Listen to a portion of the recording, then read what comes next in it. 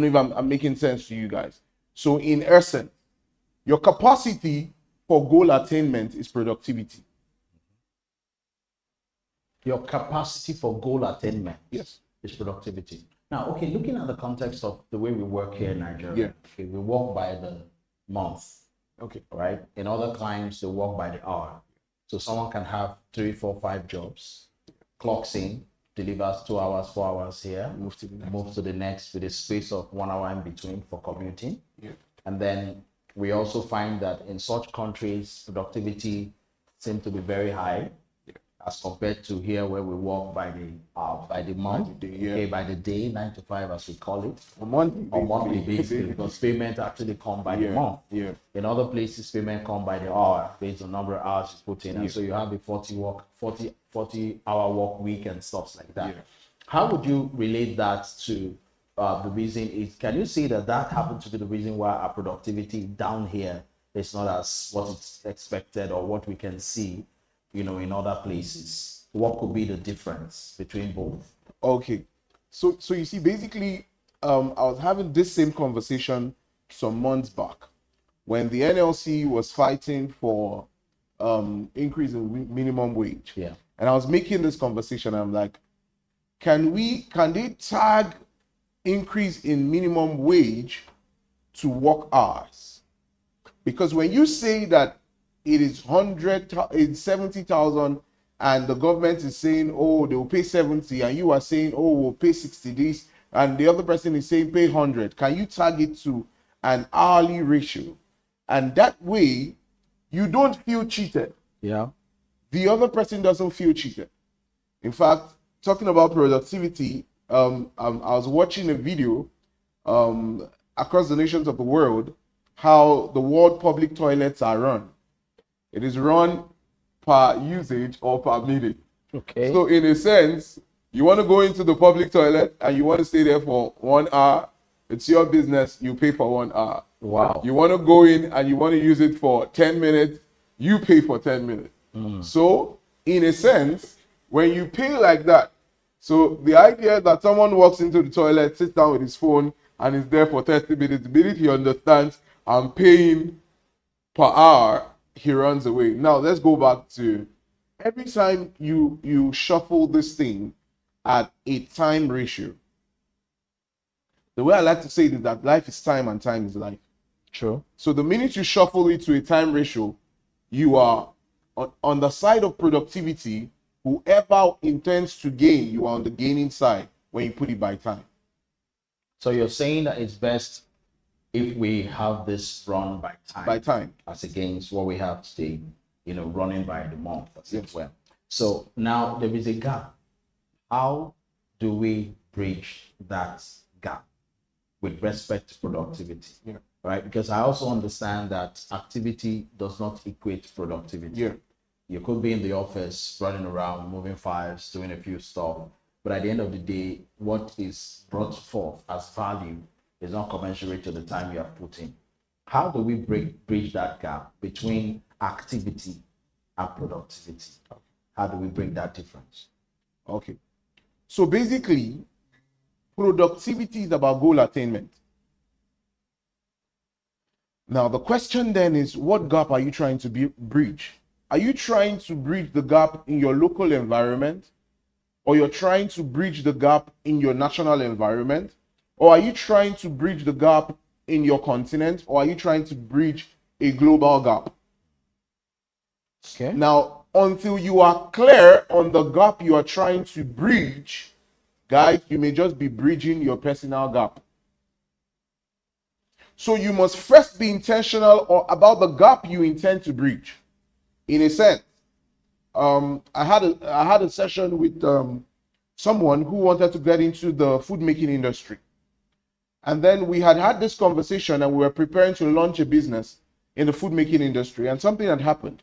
A few months later, she had called back and said she wanted to have another session. And I said, why do you want to have another session? She said, because she's thinking of switching lines. And I'm like, okay, come. And then when she came, we had this conversation and I'm like, where are you switching to? And she said she wants to switch to the baking and pastry industry.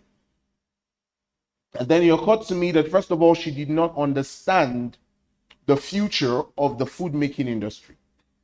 Every time you want to bridge a certain gap, understand the future in that area. For instance, I made her understand that the food making industry, every industry has an expected growth rate. Every industry is expected to grow at a certain level.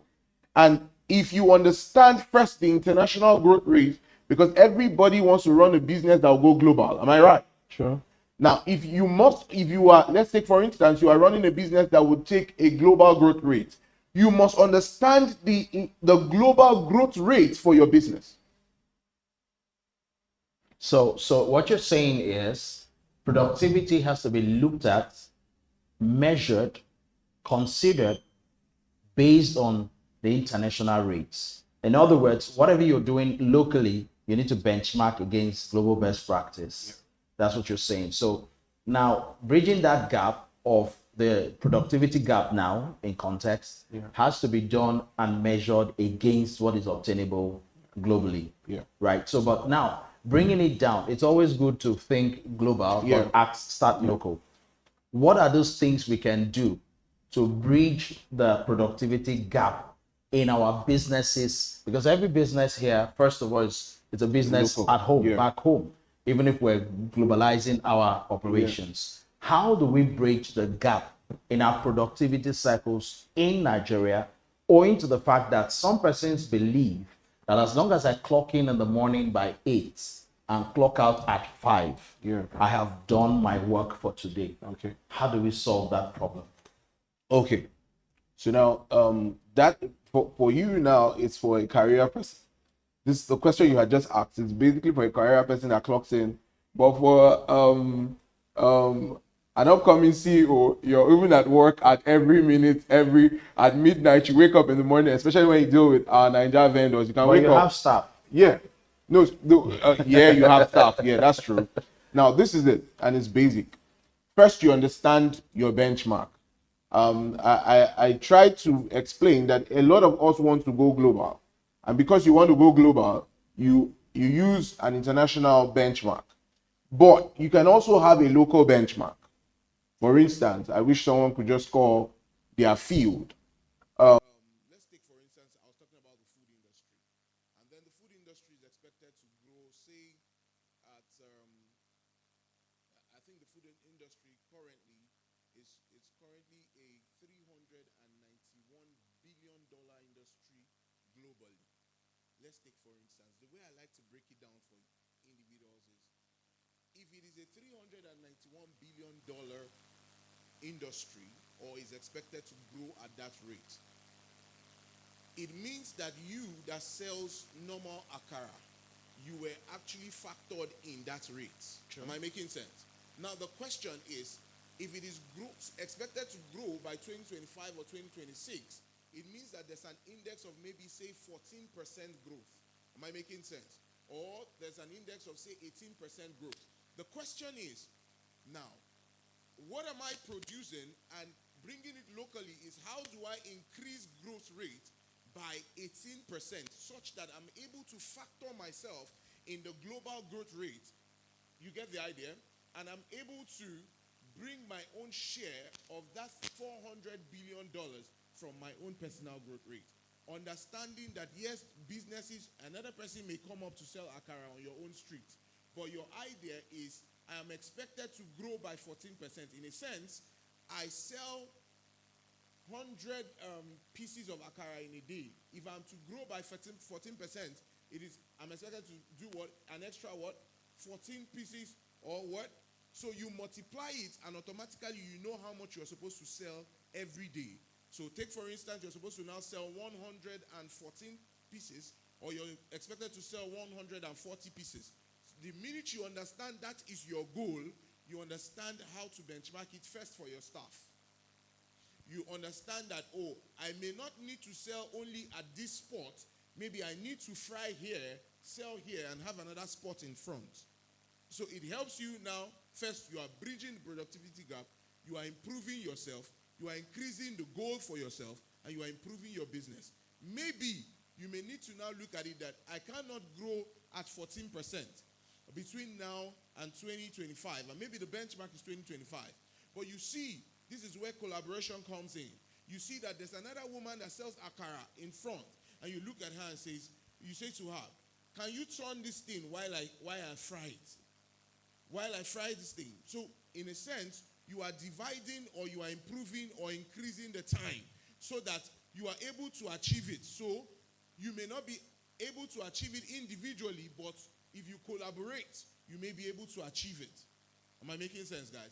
So, in a sense, understand the global growth rate, bring it down to your own level. If possible, understand your local growth rate. It's just that many times, the statistics are easy globally. You may not be able to gain statistics here in Nigeria as per how the food rate will grow or the food industry may grow. So once you are able to benchmark it globally, you don't need to look at the big figure. The figure you need to look at is improving your own local figure that it may equate to the international figure. I bring it down to nation building when I begin to share with people that many times the reason why I try to do consulting for business owners is not because I want you to be super rich. It's because I want you to be able to add to the GDP of our nation. That thing called the GDP of our nation is the every local thing that you are able to produce. And the question is, how do you add to that thing from your 10 naira, from your 1 naira, from your 20 naira? That little thing that you are doing adds to it. So the question is, how do you add to the GDP of your own nation? The question is, are you intentional? So intent is the key. It is not about making the billions, it's not about making the millions, but intent is it. But when you look at it at the back end, when you check what has happened to you over the years, you have made the money at the back end. Okay, great. So if I get you very clearly, if you want to clap, please do that. Do that.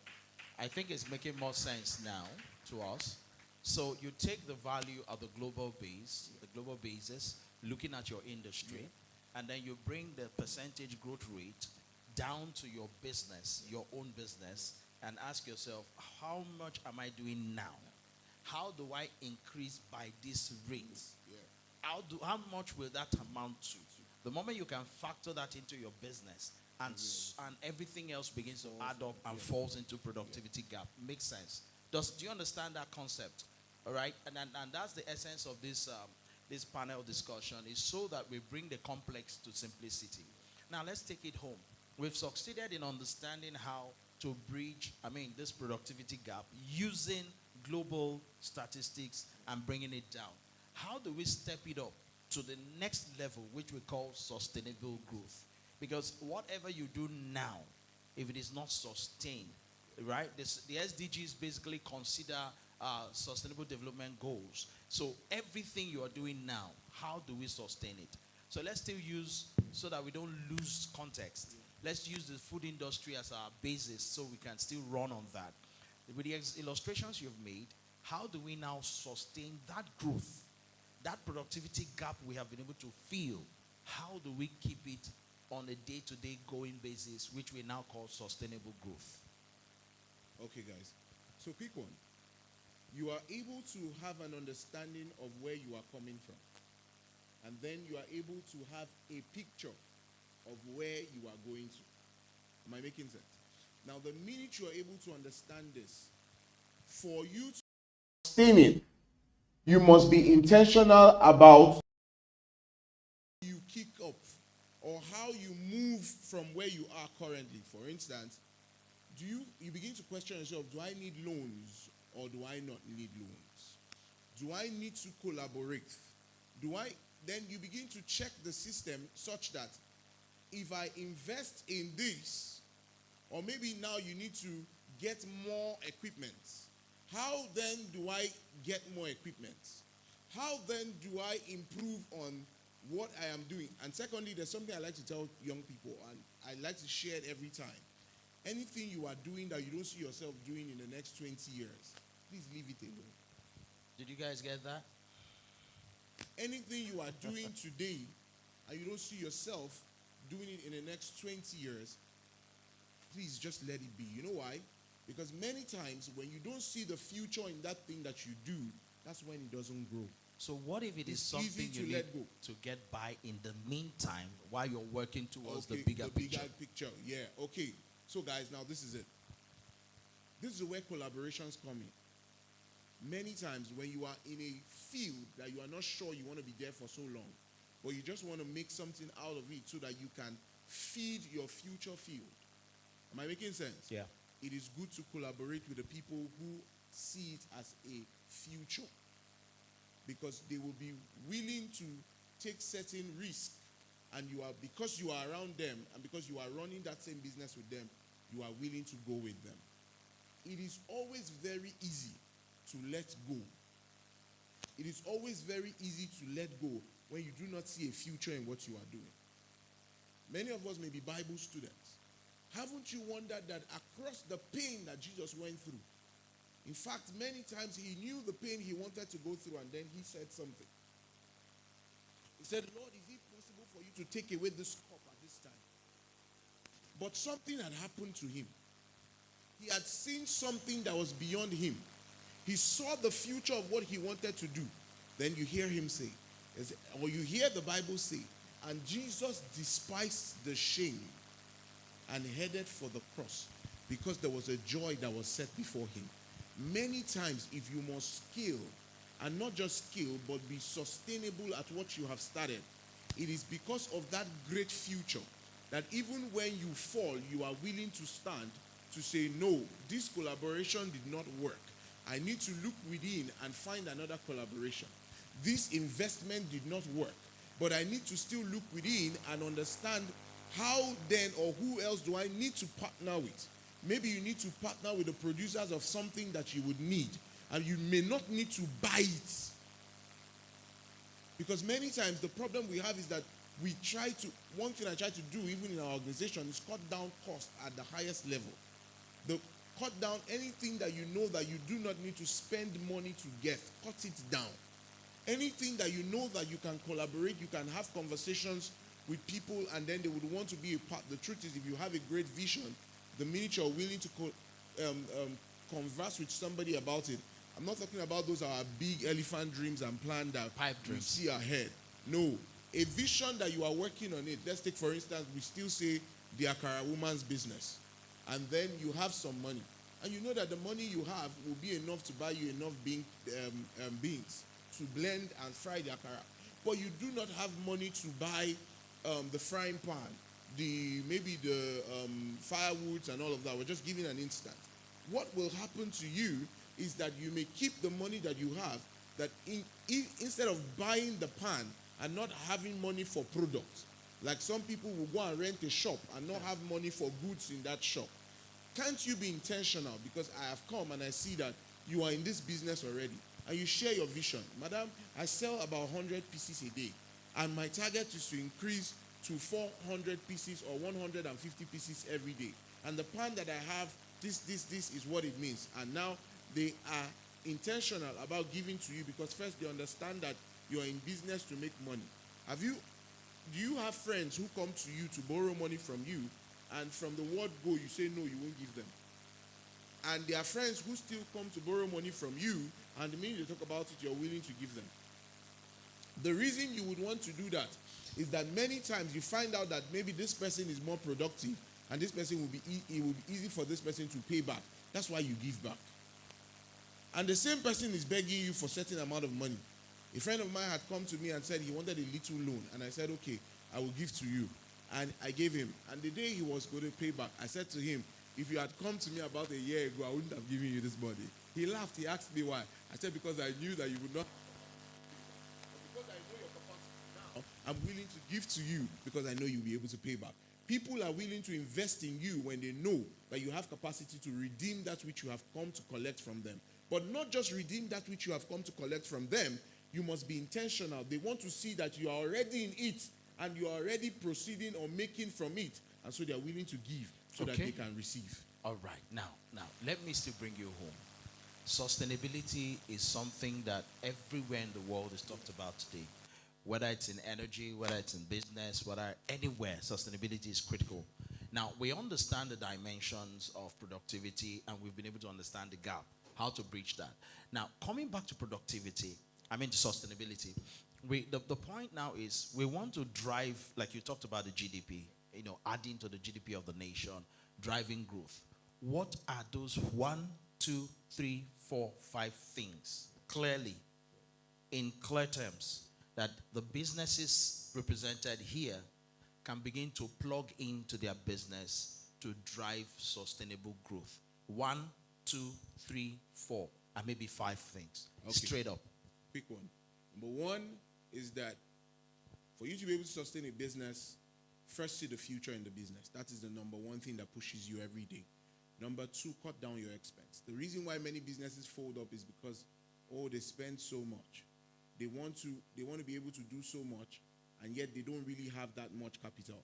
Find a way that you can cut down on everything that you do. In fact, invest more in partnerships.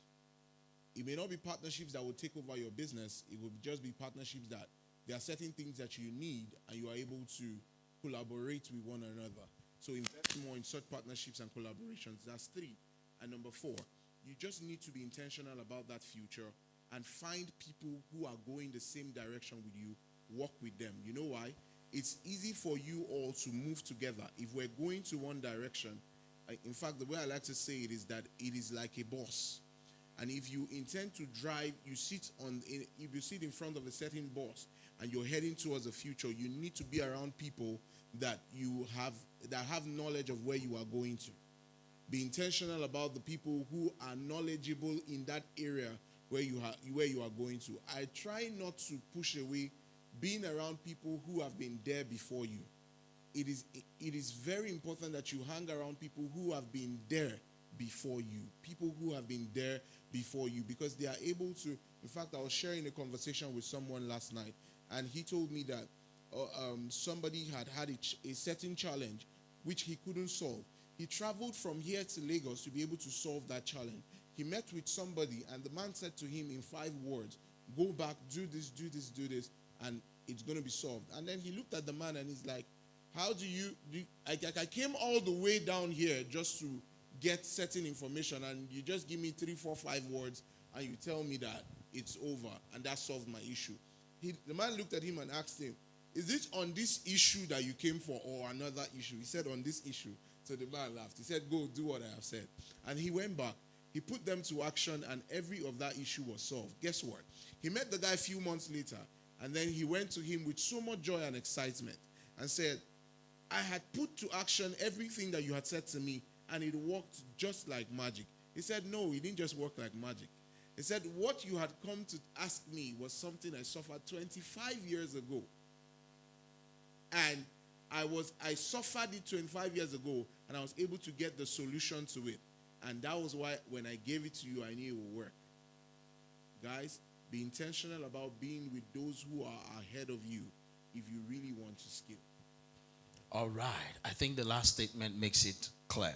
Be intentional of being with those who have been there before if you really want to scale. So now, I want to take a breather here, and I want to ask, do you have questions for him? If you do, now is the time. Let's engage him some more. There are certain concepts he has shared. Perhaps it didn't come clear to you. You want clarification. You can ask those questions now. I see a hand over there. I'd like the ushers to help me with the microphone. Get it onto the young man at the back, left corner, close to the pillar. Or you can come to us. Let's make it faster. Just bring the mic to the front so that we can take those questions on this side. Okay. Feel free. Contribute. It's okay.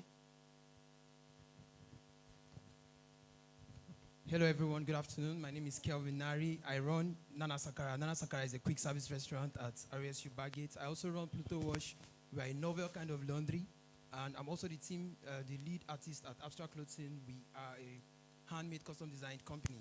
Okay, to add to what he's saying, for you to make your business sustainable, whatever you do in business, whatever works, record it down. For instance, if you're doing marketing, this marketing strategy works, keep it down, record it. No, when you're doing your business, when you test something and it works, record it. That's why you need to test ideas quick. So when you test them and it works, you record it, because that's how you sustain a business. Even when you want to scale, and then you know that, okay, when I started, I did this marketing and it worked. You know, you do it when you've scaled, all right? So that's just it. When you do something and it works, take note of everything that works because you'd have to repeat it again. Thank you. So that boils down to intentionality. You just must be intentional. Next person, please step forward. You just must be intentional for you to even notice what works. If you're not intentional, you just think that it's just by hook or crook, it just worked. You won't notice. Yeah, good afternoon. I'm Afternoon. Okonkwo Obianojo. I run a business brand like Modern Woman Vogue. It's a ready-to-wear brand. I wanted to ask this question. For small business owners, when it comes to, because I've heard a lot of people say auditing, like put down every expenses, it's very difficult. I don't know how to say it, but I've had a lot of staff who would say, I don't know, okay, I bought for, I don't know how to, like, you buy things every day. So it's how to be intentional about that. Like, can you give us guidelines on how to be intentional about putting down everyday expenses? Because it might sound easy, but it's not easy. Thank you. Let me just attend to that so I don't forget. Quick one. You run a small business. Every day you carry out transactions. You have things that you try to do. Many of your small businesses do not have like an account yet, right? And so you have to spend many times from your personal account. First, one of the things I try to do is that you have too many accounts. Everybody here has more than 1, 2, 3 accounts. And so what I try to advise is that dedicate one of those your accounts to say this is like my business account. Secondly, you have a phone. And even if you don't have a phone that has like a notepad, you have a phone that has like a text message box. So even if you use a touchlight phone or something, you have that kind of phone. I am here and I'm making expenditures for my office, and I have an Excel sheet in my phone ready. Immediately I make that, in fact, many times before I even do the transfer to you, be it 10 naira, I open the Excel sheet and I add it as expenditure, I put it as paid. And every time money comes in, I go to that same Excel sheet, I put the name of the person. I can actually show you mine when I leave here. Now, you know what it does for me? When you are able to have that Excel sheet, it's not something that is so serious that you can definitely operate it. You just go there, you can have the total calculation of how much you spent, how much came in. You just sum it up and it's there. So for your small business, so it is there. So you don't need to, maybe many times the problem is that book that you have at home that you think you need to go and write it down. Maybe as time goes on, maybe when you can give yourself a target that maybe when your Excel sheet gets to a certain number, you just print it out for record purpose and keep somewhere and just keep on writing. Maybe when you print out, already the dates and time according to how you do it are already there. So if maybe if I'm leaving and I see anybody who has that challenge, I can just show you my little one that I use, right? And that's for even I do it for even my personal expenditure, so that I'm able to tell how much I'm spending per time. And secondly, as a business, you don't just go out and start spending. Budget. Have a budget. I was supposed to pay for something this week, and the company had sent me their invoice, and I sent a message to the lady that this is far above my budget. She looked at me and said, "How much is your budget?" And she said, "Do you still want this quality?" I said, "Yes." And then she said to me, "This is what I can do with your budget." Some people are scared to negotiate. So many people are scared to negotiate. Guy, that's one thing I love to do. If I must pay for something, I want to leave here knowing that, guy, I got the best deal. A lot of people are scared to negotiate, but how they will see me if I price this thing down? I went to a shop with one of the young men that works with me, and then we were done picking all that we wanted, and then I asked for the bill, and they said to me it was a certain amount. I said, "Wow." So I told the guy, "Man, I don't have this money. See how much I have." The guy who went with me tapped me and said, "How can you price this thing? Somebody started from here. Look at where you are." And then, funny enough, as funny as it seemed, we had that negotiation to a certain point, and then I got at my own price. My guy, when we left the place, the guy who works with me said to me, "How do you do these things?" Yes, sometimes it works. Sometimes it doesn't work. You now need to look at your budget again and say, okay, if I have to invest more in this, let me go and cut down from somewhere. Great, great. So budgeting is critical. I'm sure you got that clearly. And of course, putting down your daily expenses on your tab, your phone, whatever device you have handy, it will help. Now, let me just add a few things to that. Maybe one thing. If you don't control the way your staff spend on things, it will be a loophole. It will be a drain pipe. And so if there are no records, things are not noted, and they just tell you, oh, we spend this, how do we record we spend this? And they notice that there is an opening there, they can begin to do some kind of over-invoicing and do some kind of things that would begin to be a drain pipe for your business. So you need to check it to do that. In my business, what I do, all expenses, all income goes straight to the account. All expenses are tabulated and brought to me for approval. And only when it is approved, monies are sent. Sometimes if it is pressure, send to me on WhatsApp. As I sit here, my administrator is calling. I've said, send me a WhatsApp, whatever it is. When I look at it, if it's okay, I okay it. If I can't send money, I say, look for money somewhere. Get it done. I'll reimburse you as soon as I'm free. So that enables everybody to check what they're doing, and you can, from anywhere, run things, even on WhatsApp. So it's something that would help, And let me just quickly add one thing. There's this craze we have in Nigeria, and I think in Africa, small business. Small business. Hello. Small business. I'm going to talk about that after this segment. But let me allow the questions roll. And that's the last question we're taking. Hi, good afternoon. My name is Louis Glenn Obionwa. I run an agro firm, Agromart Express. So we deal on product packages for agriculture. I also have a secondary business co-founder for FFF Free Flow Funds. So yeah, my question is on partnership because like you said, you know somebody that can get something done for you. So it helps you cut down that cost. And I'm someone that is big on IPOs. I understand the basic necessities of your business having a share and holding a share. So my question is, like, in Nigeria here, it's not as easy as it is in the US and other countries that you can go to, maybe say Shark Tank or all those shows, and you can actually request for a fund without a collateral to run your business.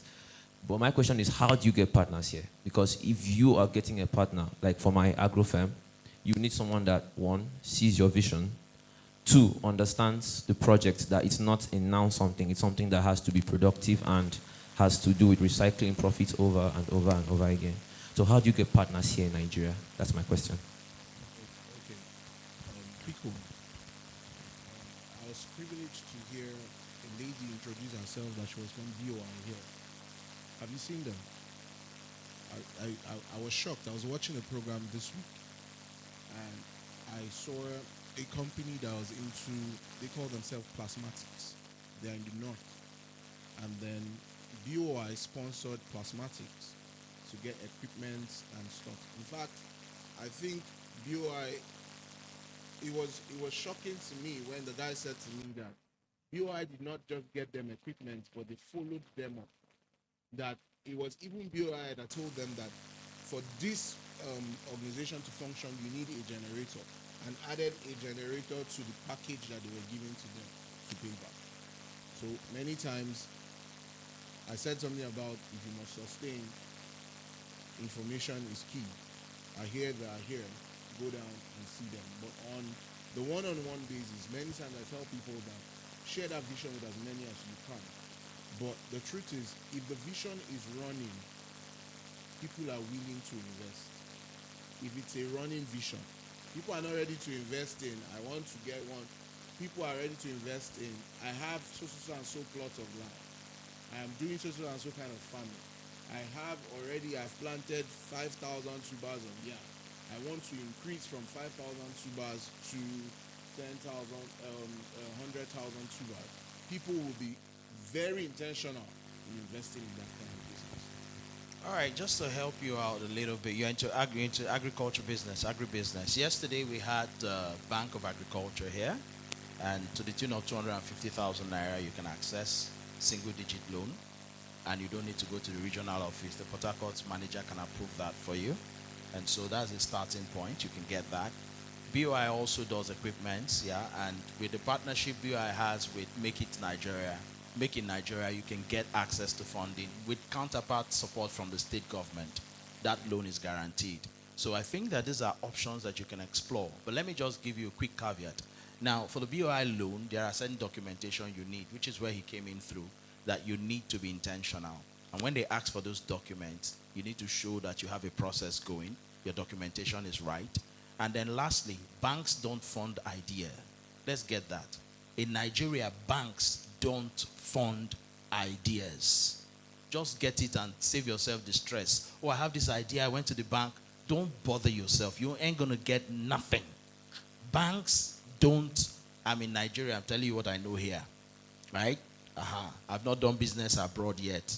I only go for vacation and come back. You go to spend the one you have hustled here and you come back, start the hustle. But banks don't fund ideas in Nigeria.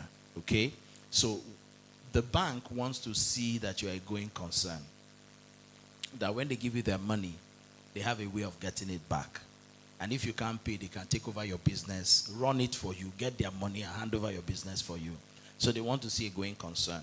Government, on the other hand, too, I met a government personality who told me, I won't mention names. He said the government operates on a basis of you have a farm. The farm is ripe. Harvest is ready. And they are driving by. They see your farm. They will say, who has that farm? Call the guy. Do you need tractors? Do you need harvesters? We can supply you everything you need to harvest it. So that while you're harvesting it, will be on the news that government supported this project, but you have done the homework. But the good thing about that is, the moment they come in, they are in. You can get anything else you want at that stage. So these are options that are open to you. The Bank of Agriculture funding is there, and the partnership with Make in Nigeria is already solid. Bank of Industry is part sponsor of this program. The partnership with Make in Nigeria is solid. And if you're a participant in this event, you already have 50% access to that fund. So it's good you're here today. Make use of the opportunity. Thank you. Let's put our hands together for Mr. Victor Akuro for this beautiful time. Thank you very much, Mr. Victor. It's been wonderful talking with you. Please, let's celebrate this young man, please. And while we're having the conversation, I mentioned that there's something I want to quickly address before we move to the next segment, and that is this idea of small business.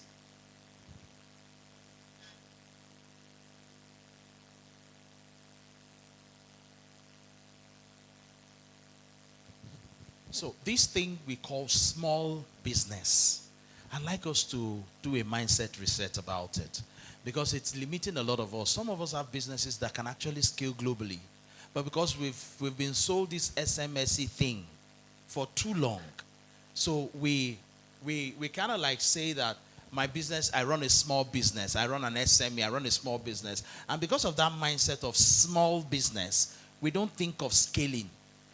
We just stay there. We don't think of scaling. Now, please, I beg you, whatever business you're running, make it a point of duty to tell yourself going forward, my business is a global brand, and though I'm starting small, look at global statistics and begin to see how you can scale your business from a small business into a global business. All right? And that's an African problem. You know, in Africa, we're just sold out to small businesses. We're told that everybody, just start SMEs. SMEs run the world. SMEs run the economy. Start a small business. So you have small businesses littered all over the place. And we're not thinking of scaling. All right? We're not thinking of scaling. I was, on the panel on Monday. We're talking with some panelists, exhibitors, and they said they started in a room. And I smiled. I said, you started big. They're like, no, it was small. We started in a room. I said the big business, the big tech companies today, Dell and all of that, they started in a garage. You know what a garage is? It's not the kind of garage we have in Nigeria. Garage is a big room where you park your car. That's not just a garage. If you go to the States and they show you what a garage is, you won't want to stay there. Am I correct, sir? A garage is where you keep junk, all the things you don't need. You just park them there. That's where this guy started from. You started in a room and you're saying you're a small business because you're thinking of that size of the room. Hey, let's begin to think of scaling. That's what Make in Nigeria is about, the TMG model. Think, make, grow. Think, make, grow. Let's begin to think of scaling. How do I move my business from Port Harcourt to Lagos to Abuja? How do I move my business, especially in the day of this internet age? You can move your business to the States. You can provide value that they're looking for, and you become a global brand. Thanks to Seller, you can sell in dollars using Seller. You're a global brand. Let's think global. Let's stop staying in this cocoon of I'm a small business. Is it making sense to somebody now? Let's start thinking that way. I run a school and I'm not benchmarking with the Nigerian standard. No, I'm not. Because we are saying three things. We want to bring tech, we want to bring entrepreneurship into the regular mainstream education. That's what we're looking at. Because that's where the world is focusing, and that's what we want to achieve. Global thinking. I believe we can think in that direction going forward. On that note, ladies and gentlemen, we want to take a small chat. Thank you. We want to talk with Capital, one of our exhibitors. Capital, are they here? Please step forward. We want to have a small engagement before the convener will come up to take the next section of the program. Let's welcome you to the stand. Let's put our hands together for her. 5 minutes. Capital City. Great. All right, good afternoon, everyone. I'm going to answer me now. Good afternoon, Port Harcourt people. Thank you so much for being here. Okay, so my name is Jennifer, representing Capital City Development Limited. So Capital City is a brand name. I don't think it's new for those of us here in Port Harcourt. So it's a real estate company, based in Port Harcourt and of course in 12 cities in Nigeria. So what do we do basically? We do all things real estate, ranging from buying a land, building of houses, architectural designs, land banking for those persons that would say they already have lands, they have houses, and they don't want to, buy into land and houses. So we have a scheme that we call land banking that allows for you as an investor to, earn in real estate without even owning the land. So yes, in 6 months, we'll give you 15% resale profit added to your investment. So for instance, you're doing 10 million. In 6 months, we'll give you 1.5 added to your 10 million. And then in 12 months, you get 3 million added to it. So our stand is actually downstairs. I don't want to take much of your time. So everything that evolves around real estate, that's what we do basically. So just come to us, ask your questions. Of course, real estate is something you want to do. You want to get acquainted to it. You don't just invest into land, houses where you're not acquainted to the process. So we're downstairs, just come. Talk to us and we're here to respond and answer all your questions. Thank you. I gave her 5 minutes. She decided to use 2.5. So let's put our hands together for that. That's amazing. Sometimes when you know what you're selling, you don't talk much. You just brag a little. You know what she did? She just bragged a little. Say, I don't need to talk much. Just come to our stand, we'll help you out and all of that. I love that. I love that stride. I love that. She deserves another round of applause for that. I like that stride.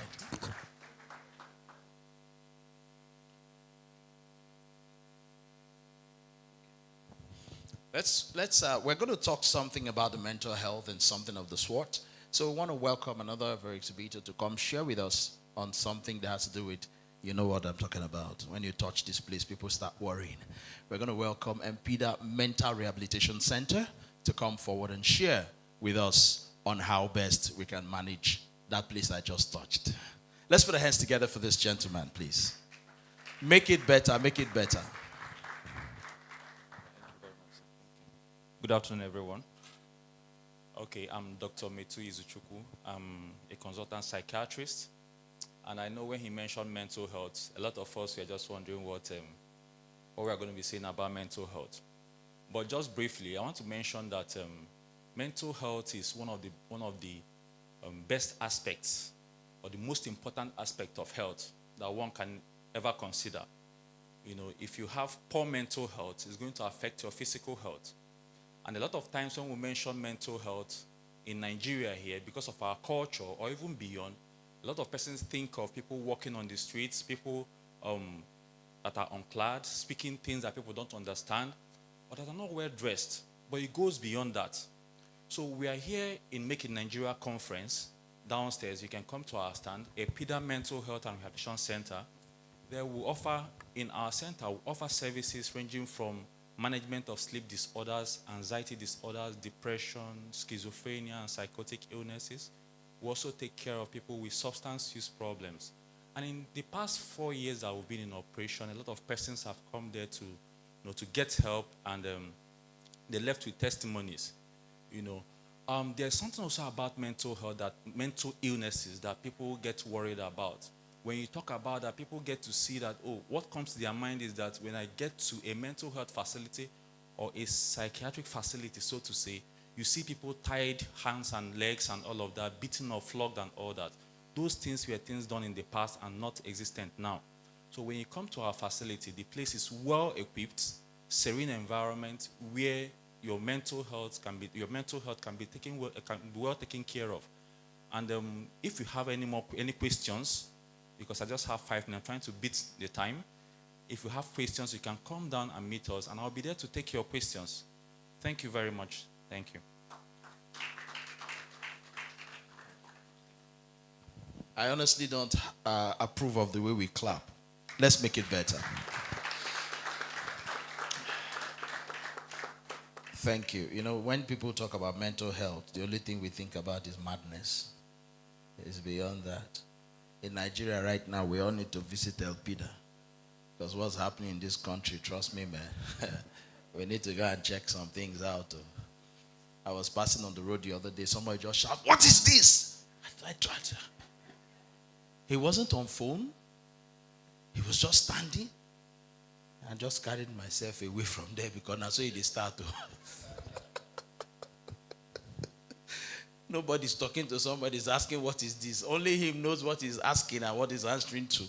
So let's just take things easy. That's my counsel to people. When the going gets tough, sometimes the tough gets going, doesn't help. Slow down, just relax. All right? Find good food, eat.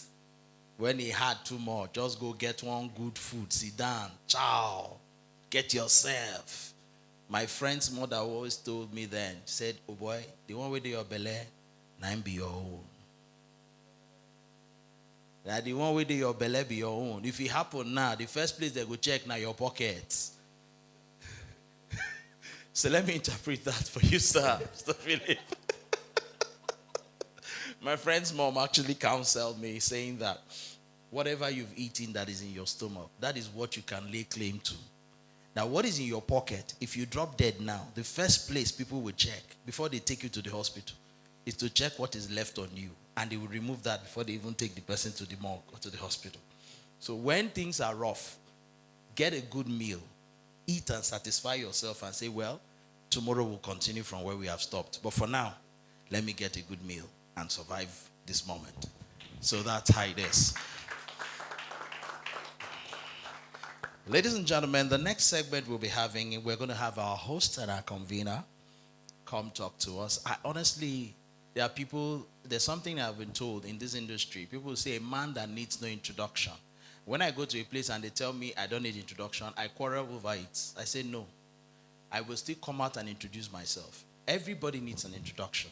Even God that created the world had to introduce himself.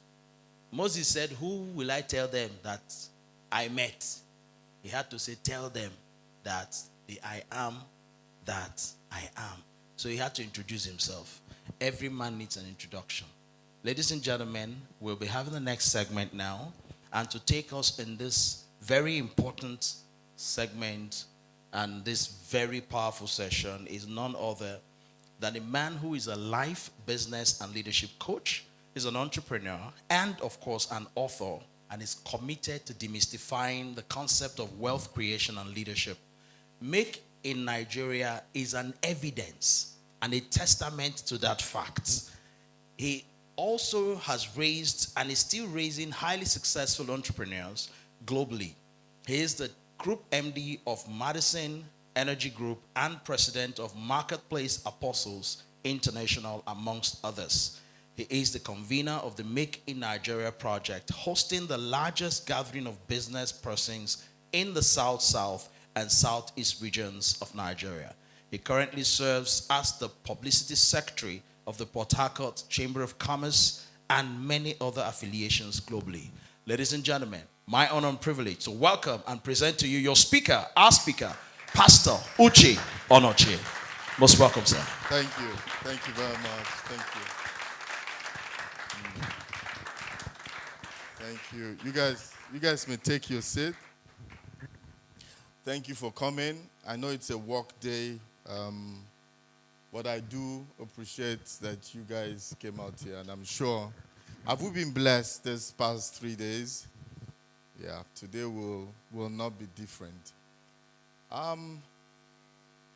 What's wrong with the screen? So I'm talking about one of the things that we don't believe much in this country or in Africa, processes. Processes. I was talking to someone, a government official, and I told him that, look, are we not seeing that certain things are not working well, and we need some projects? Why don't you guys get a think tank that can, do things and give advice to the governor?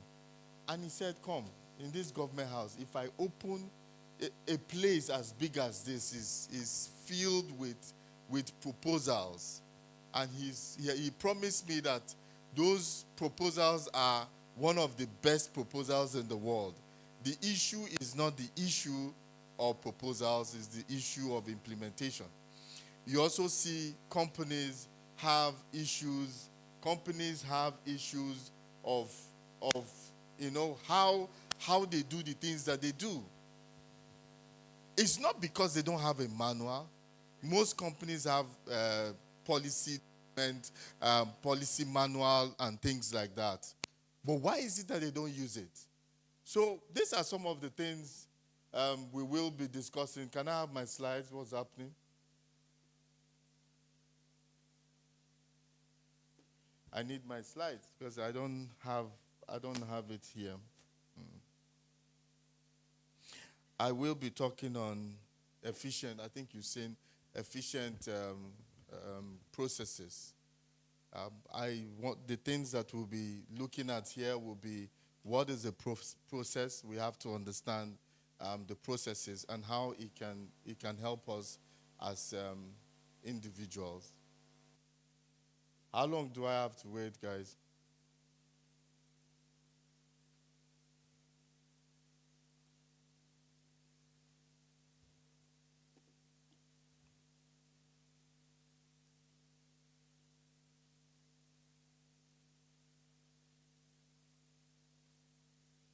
Was it my presentation that scattered it all?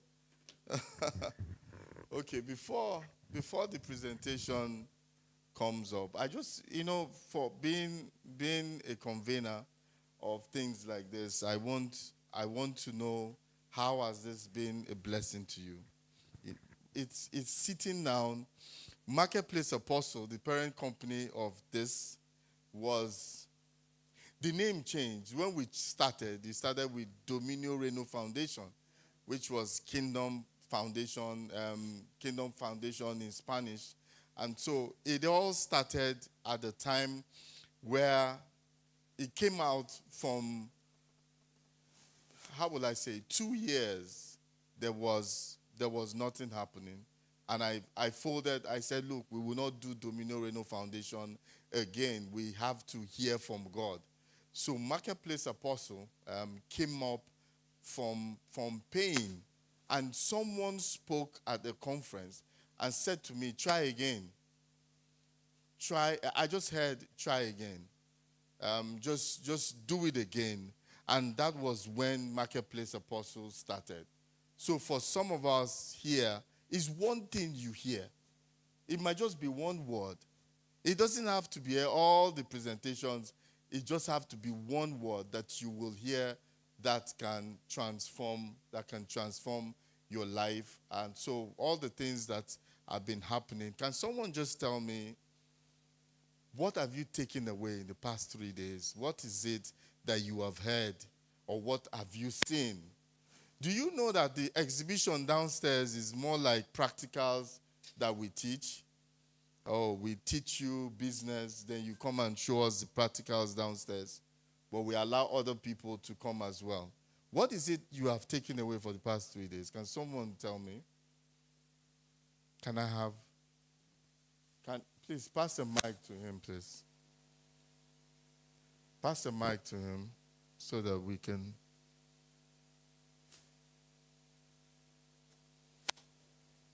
Yeah.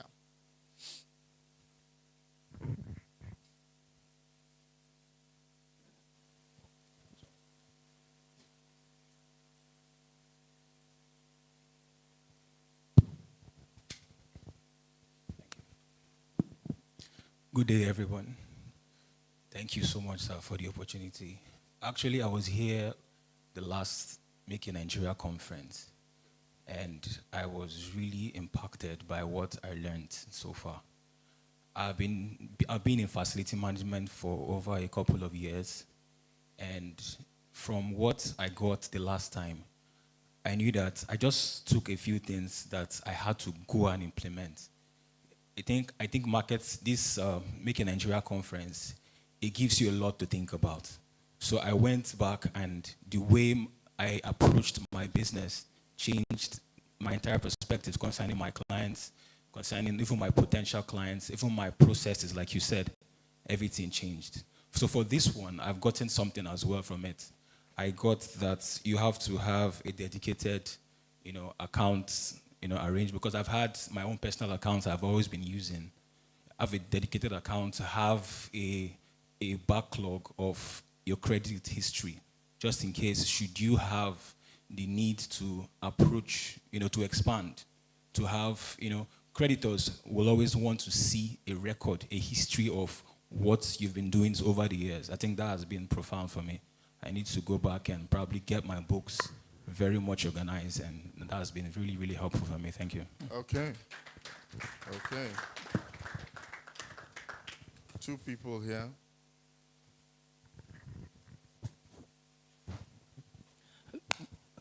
Good afternoon. Good afternoon. My name is Omina Peters. I'm the CEO of Ipronia Academy. Marketplace Apostle Empowerment Foundation then has been a blessing to me. Not just coming for exhibition.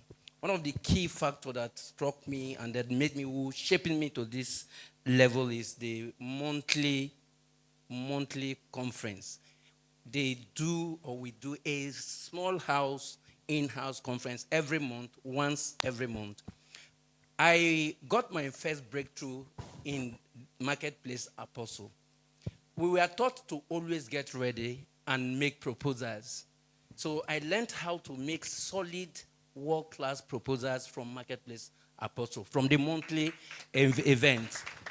And in 2014 session, I was privileged to be one of the organizers, and I know one of the speakers that was then a minister of the Federal Republic of Nigeria. I don't want to call name. So I also get set with my proposer, Andy, because I am serving in the system. So I was appointed to be one of the guests that would be in the VIP room. And when he came, the only thing I did was, after greeting him, I told him what I have learned in just 2 minutes. And he said, "Do you have a proposal?" I said, "Yes, sir." I just turned around and gave him the proposal. And I was given a very huge opportunity to run a global business. Lastly, for what I learned through this platform, that's what I don't miss as an exhibitor and a participant. I run a very global business. When I learned in one of the series, they said Glocal. Oloshoyon came and Fela drew to it. They said Glocal, meaning that every business must start from local and go global. So they call it a term. So don't forget this word. It's called Glocal. And I now decide to run a business that will always start from here and go global. And Hypronia Academy is one one of the most important online influence when it comes to tech, metaverse, universe. We talk about crypto space, blockchain technology, hospitalization of blockchain technology. So please don't miss the monthly meetings for Marketplace for make it in Nigeria. Thank you, Pastor Oshe. God bless you. Thank you. Thank you.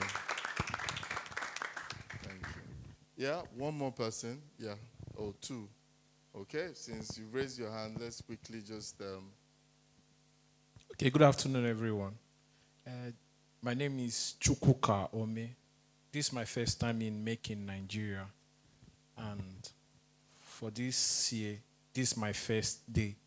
So, just this panelist section. I'm a realtor. I sell lands and property here in Port Harcourt. I sell for different companies. But my dad owns a pig farm. So, but the farm is small. I, as his son, has been thinking of a way to expand the farm. But just this few section, I discovered that Agribank, you can access their loans. I've gone online, searched, but I can't see a platform or any advert on how you can get a loan. But I just discovered, I didn't come for yesterday, but I heard they were here yesterday. Okay. So it now gives me an inkling.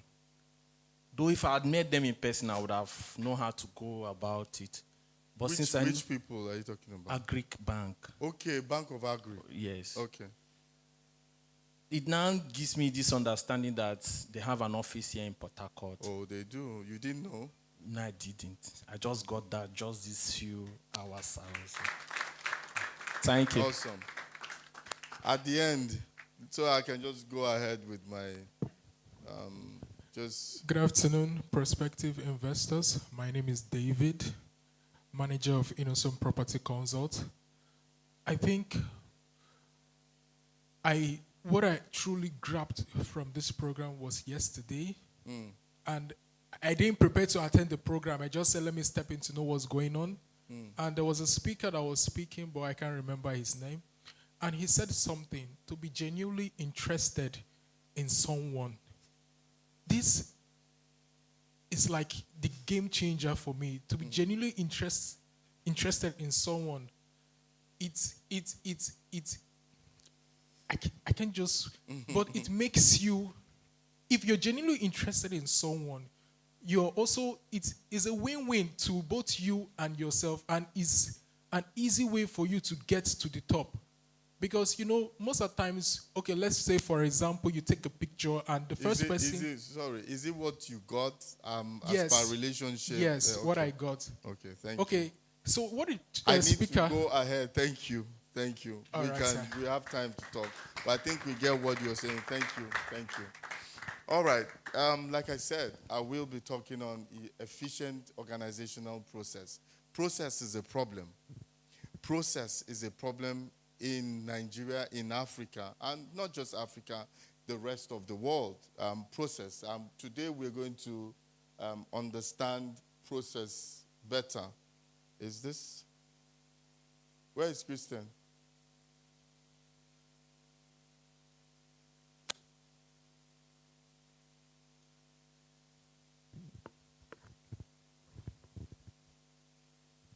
Come on. All right, next slide, please. Please check the battery. Next slide, please.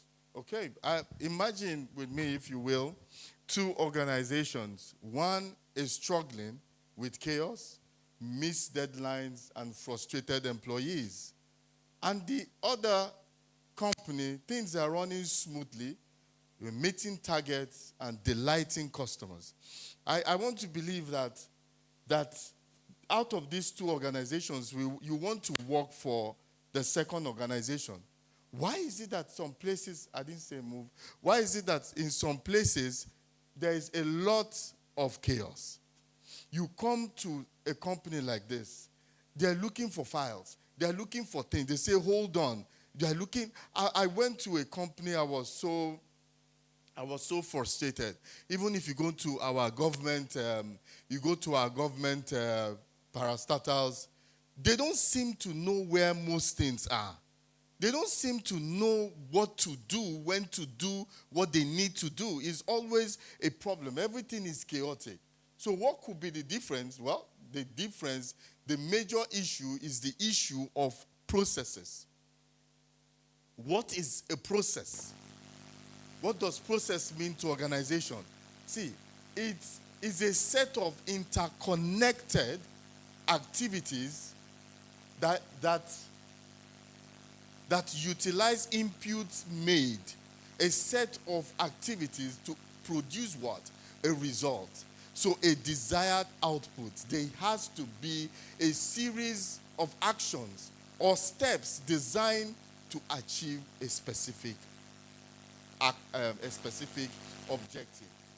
What is it that you want to achieve as an organization? What is it that can this humming sound please be removed?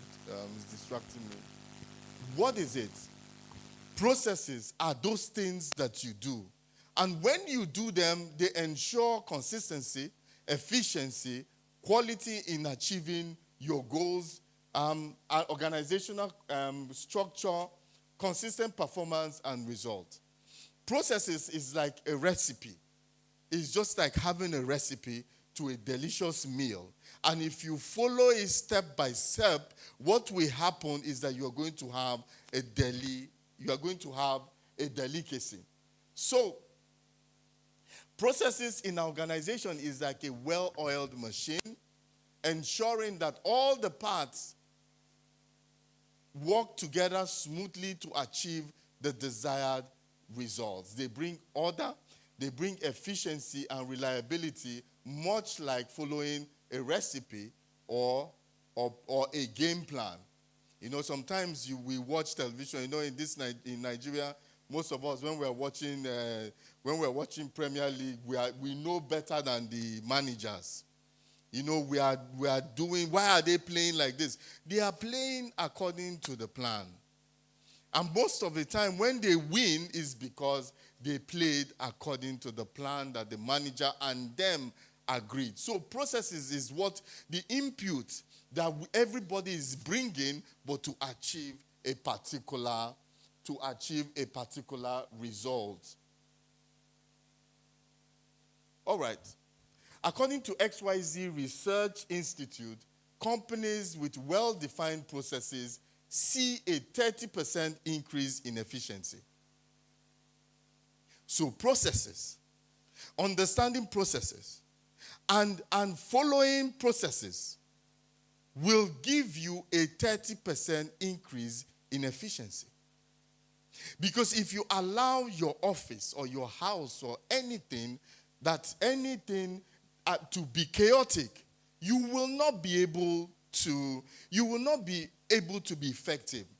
I don't know that there's a presentation I saw, and many speakers have talked about it. A CEO, Harvard Business School CEO training. And the first thing they tell you to be an effective CEO is to make sure that you dress your bed in the morning. Is that important? If you live in a chaotic place, you will not be able to think well. You enter some people's cars and everything is thrown. The food they ate yesterday is there. Everything is scattered in the car. It shows that person's life is chaotic. And if your life is chaotic, you will not be able to make much progress, because it seems that a lot is going through your mind at the same time and you are not able to focus. So you get to companies and you see that all their processes, they don't know what is happening. They don't know. How can you come to a company, a sales company? You are one of their biggest customers. Then you come and say, look, I ordered for so and so amount, and this was delivered. And you go to the sales team, they don't even know that their colleagues supplied something to you. Okay, let's say I wanted 100 products from a particular company. And I'm consistent. I'm one of their customers. Then they delivered 50. And they said they were going to deliver the other 50 the next day. I waited for them the next day, they didn't come. The next day, they didn't come. I go to the office, I say, what is happening to the other 50? They said, didn't we give you this consignment? I said, no. How can two colleagues not know that what they were supposed to do? And he said, the other guy is on off. He's off for the next 3-4 days. So because he's off, he has not reported to his colleague that something is happening. So what do you think? Do you think that customer will come back? This is chaotic. It means that efficiency is their issue, and there is absolutely no way that company can be profitable, at least not to the way they think. So why are processes important? Why are processes important to organizations? Let's take a look at this. Processes ensure that tasks are performed consistently, which leads to uniform quality in products and services. Uniformity, consistency, and quality. These are the things you get when you have processes in place. McDonald's, for instance, uses the same process to make burgers in all restaurants that ensures that customers get the same taste wherever you are, either in New York or in Tokyo or in Nigeria, whatever. But I don't know whether I want KFC is the same with KFC in the US. Maybe I might need to investigate it because I don't understand. But you go to McDonald's, you realize that the same thing, the same taste. You guys remember Mr. Biggs? Did you realize that Mr. Biggs meat pie tastes the same everywhere? It's because of process. There's a process of how you can achieve that same thing. Process guarantees quality and consistency. Is it making sense now? Okay, the second one, let's look at efficiency and productivity. Well-defined processes do what?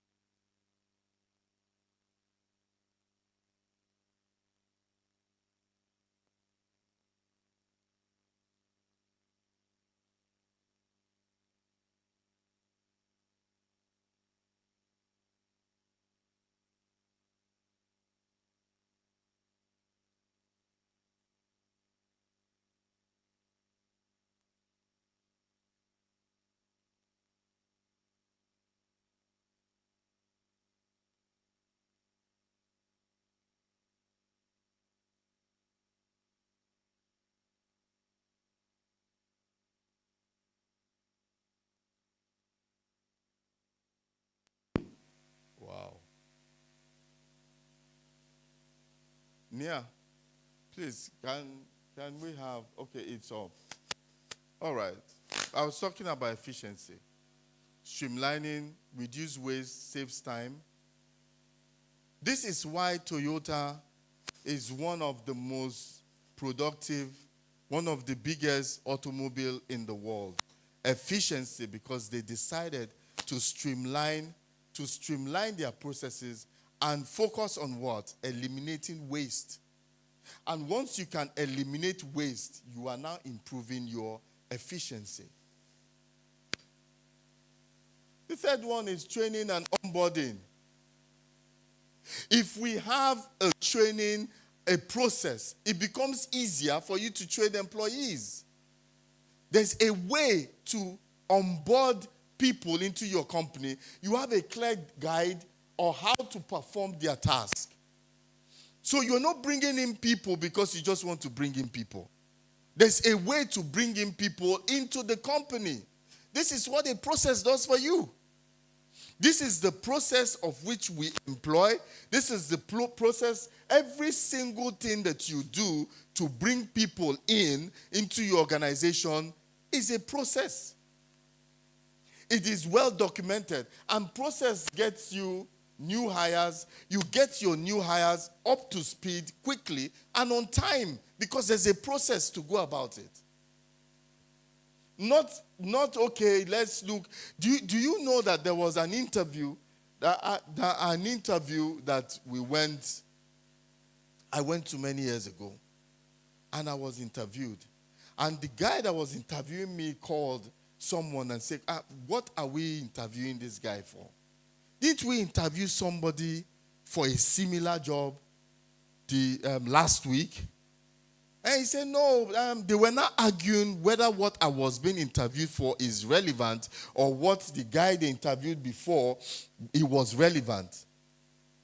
And I was looking at them. You can imagine what was going through my mind. Seriously?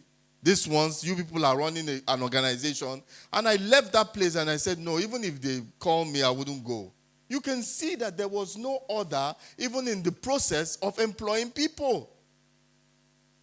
You are in business business is a serious thing. It's not, let's just do whatever comes. No. Let's just do business. Oh, we need someone. We need an engineer. Let's bring the engineer. What? You go and interview and employ a civil engineer when you need a mechanical engineer. And someone gave me a story. I don't know if it was true. They employed a civil engineer, and for mechanical, they were looking for mechanical engineer. And they asked, why is this? You see, all of them are engineers now. They go sort them out. A company that does not even know the difference. They don't even know the difference. So it is having a process makes it a whole lot easier. If you have a process in place, it becomes easy for you to solve problems. Because you can now identify the problem quickly. When something goes wrong, we know the department where it's coming from. And we know who was working on that machine between 4 and 6 p.m. There's no way you will go to the rig that you say, no be me do am.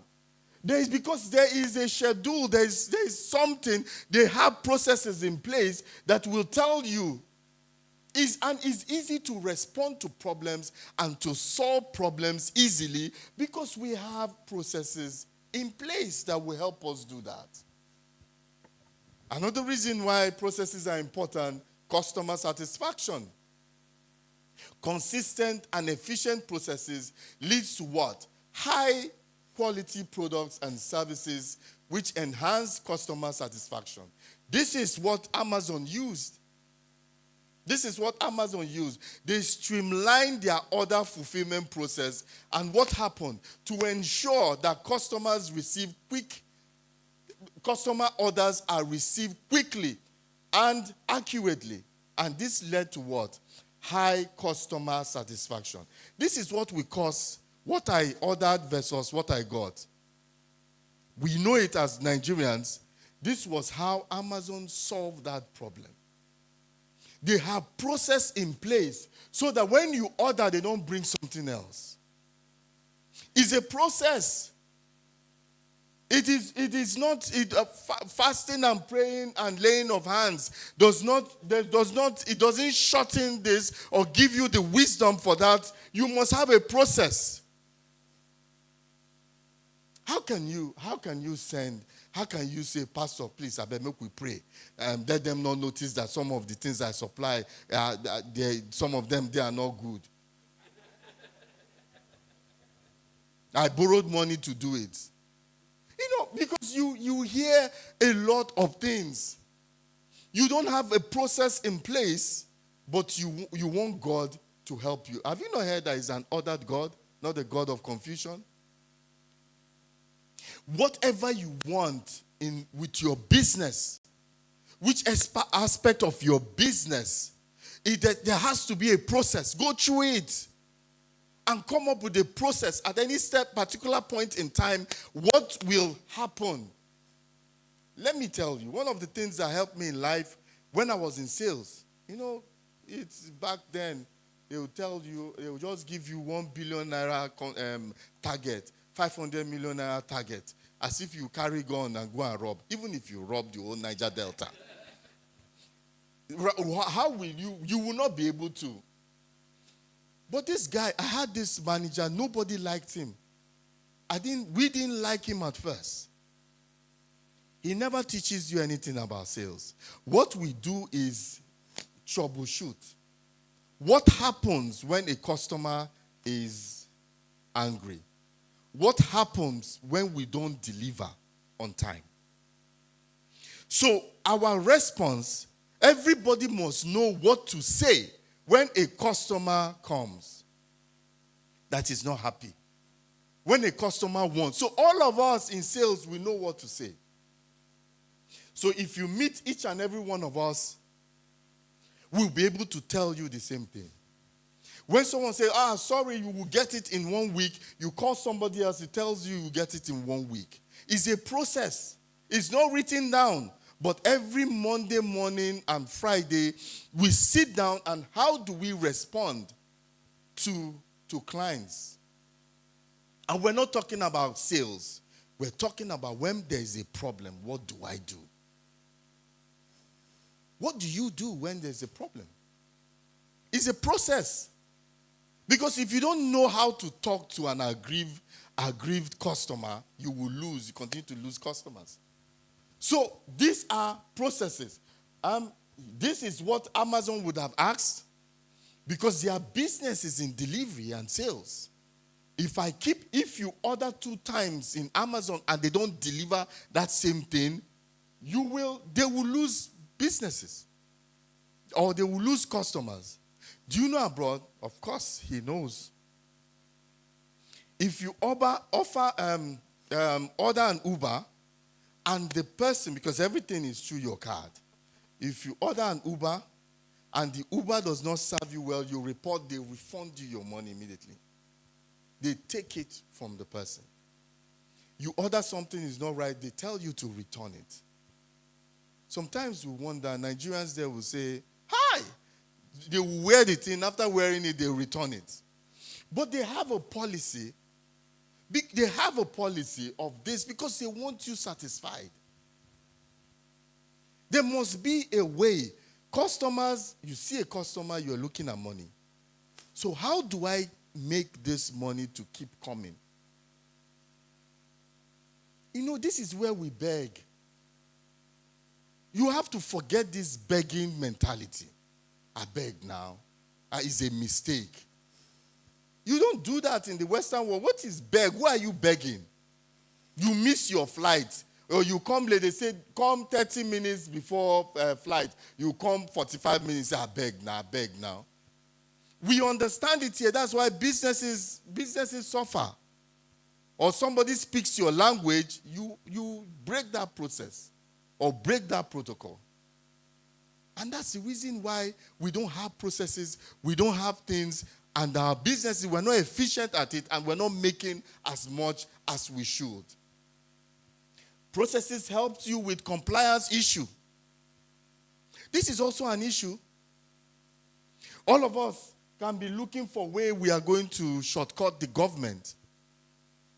One day, processes helps you to ensure that your organization complies with laws. This is what we do. We pay our tax monthly. We do this monthly. It helps you. You are not a fool, I'm telling you. You are not a fool. Until one day you will run into big problem because you're not paying your tax. Yes, you can hide. At a certain level, you can hide. But as your business is going, there's some contracts you can't have if you don't have your tax and you can't even doctor it anymore. You can't doctor those things anymore. So you must comply a process. And the people employ, when people come, I know one CEO, when you come into his company, before the people, the new this thing, he will come and you raise your hand, he will give you paper. I swear that while I'm in this company, I will obey this, I will do that, I will not defraud, and government will pay our taxes. He will tell you these core values. And if you fail anyone, you are sacked on the spot. Can you sell anything without NAFDAC? I think there was a lady we saw downstairs and we were asking, you don't have NAFDAC and you are selling some products. It's an exhibitor, I'm sure. I don't know whether you're here. Processed. Nigeria will become that aware that they're looking for NAFDAC. And now, I hope you guys, when you're buying medication, please look for expiring dates.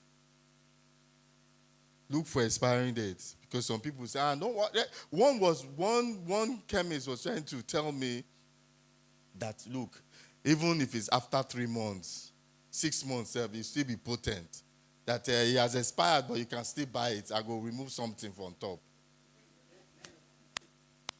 I said to him, EFCC will come and answer you that question. All right. Now, look at what the Lord said. 40% fewer errors are reported in companies with standardized process. This on its own has said all that I'm trying to say. 40% fewer errors are made with companies that have standardized processes. And let me tell you, if you're a one-man business, you only have 4 people. Charity begins at home. Start with those 4 people. Start running your organization in a way that you are going somewhere. Have where you're going in mind. Don't look at your company because you just have 2 people or 3 people you've employed. Look at it as a global going concern. Look at it as something that will not have problem tomorrow. Because let me tell you, the way you lay your bed, that's the way you're going to lie.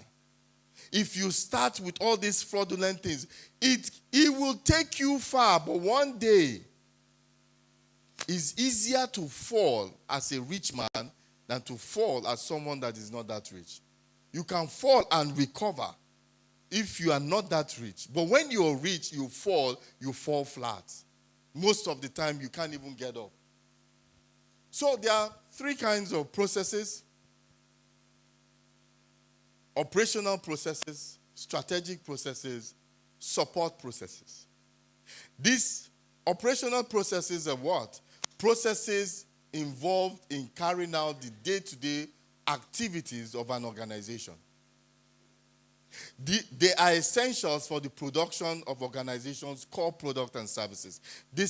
What is our process? For example, if you are a retail company, how do you handle customers, inquiries, processing orders, and managing returns are all operational processes. So those of us in operations, what are the processes that we need to put in place to make us produce, to make us deliver on the products and services regularly without any hitches or hindrance? Operational processes. It must be in place. The second one is strategic processes. They are related to what is your long-term plan. It comes with decision making. It helps to define the direction and goals of the organization. But there must be a process. There must be. In organizations, it can be like 5-year plan to expand. We want to expand to other regions. We want to leave Port Harcourt because we have others from elsewhere. What happens when we outgrow this place? Let me just give an example. A guy said to me, look, I think that I want to take my business to Warri.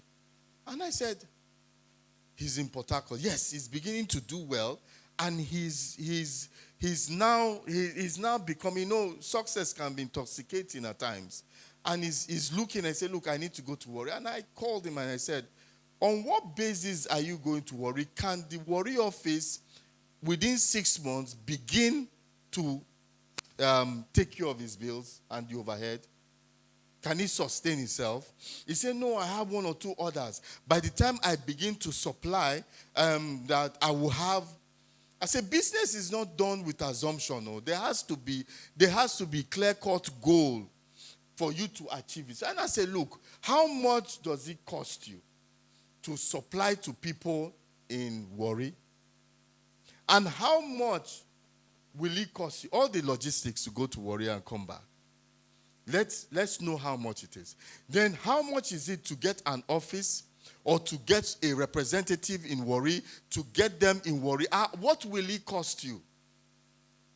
He says, well, within a month, it can cost him about 1 million naira to deliver in Warri. But if he's going to move to that place, it's going to cost him like between 5 and 7 million to settle down within 3 months. And I say, your customers, are they able to give you that amount and you will have profit and you'll be able to move? Are you getting what I'm saying? So it's not that you are expanding because you have 1 or 2 clients. No, you are expanding because there's a need for it. Because there's a need for it. And every movement, every decision in business, you have to look at the cost implication. You have to look at please, I need water. The cost implication. I need it with a glass, please. You need to look at the cost implication. So now, the processes is what you will look at and say, okay, what do we do when this happens? It's something that the CEO and the organizers or the organization would have thought about and say, this is what we do when this happens. You must have those processes. Support processes. What are the processes to support either what the CEO, C-level have said, or what the organizational process has, organizational process is? It is support. Example, we talked about recruitment. So the process, what are the processes that will help us in recruitment? That will help us support the operations is what? Recruitment, training, managing staff, getting the right kind of staff. So this is our operations. What are the support processes that will help us make sure that people in operations will continue to produce and nothing stops them? That is what that support process talks about. Let's look at Harvard Business Review. It says, implementing robust processes can do what? It can boost productivity by up to 20%. Just by having a process. Just by having a process in place.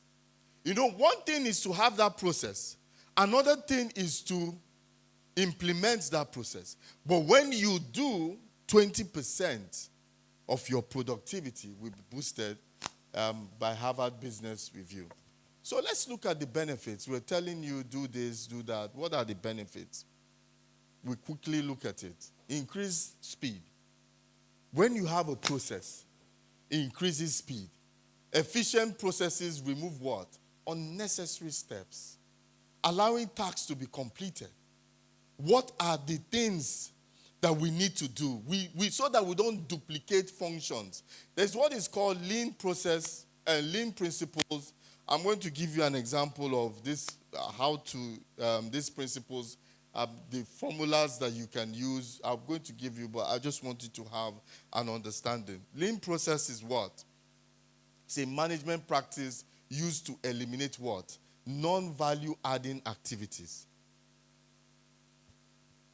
Processes helps you to remove time-wasting activities from your organization. Processes help you to know when you are duplicating functions.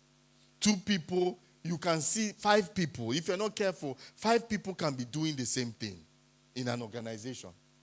So processes will help you understand, because processes are done with job description. So now you know what you're supposed to do and when you're supposed to do it. Okay, another benefit is reduced error. It reduces mistakes, leading to higher quality. It reduces mistakes when you use when you have a process. Okay, another thing is it betters resource utilization. Because we have a process, we now know how much time we need.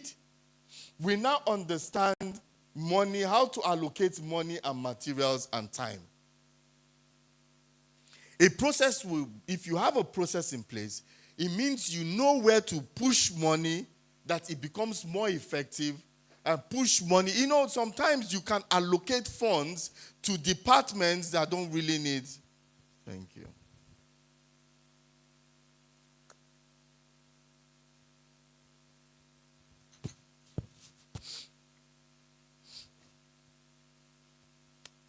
Processes help us know the things that are valuable. It helps us know the functions that are valuable. It helps us know the things that are key to every organization. And it will help you to know how to allocate these resources and resources well. It helps you to know how to allocate resources, which time is a resource. And so you need to know where you are channeling it. Materials, you need material. It's a process. A process helps you to see your operations, your activity, to see them in a spread at once. Processes does what? It enhances flexibility. Agile processes allow organizations to do what? Quickly adapt or change, adapt to changes. You know why?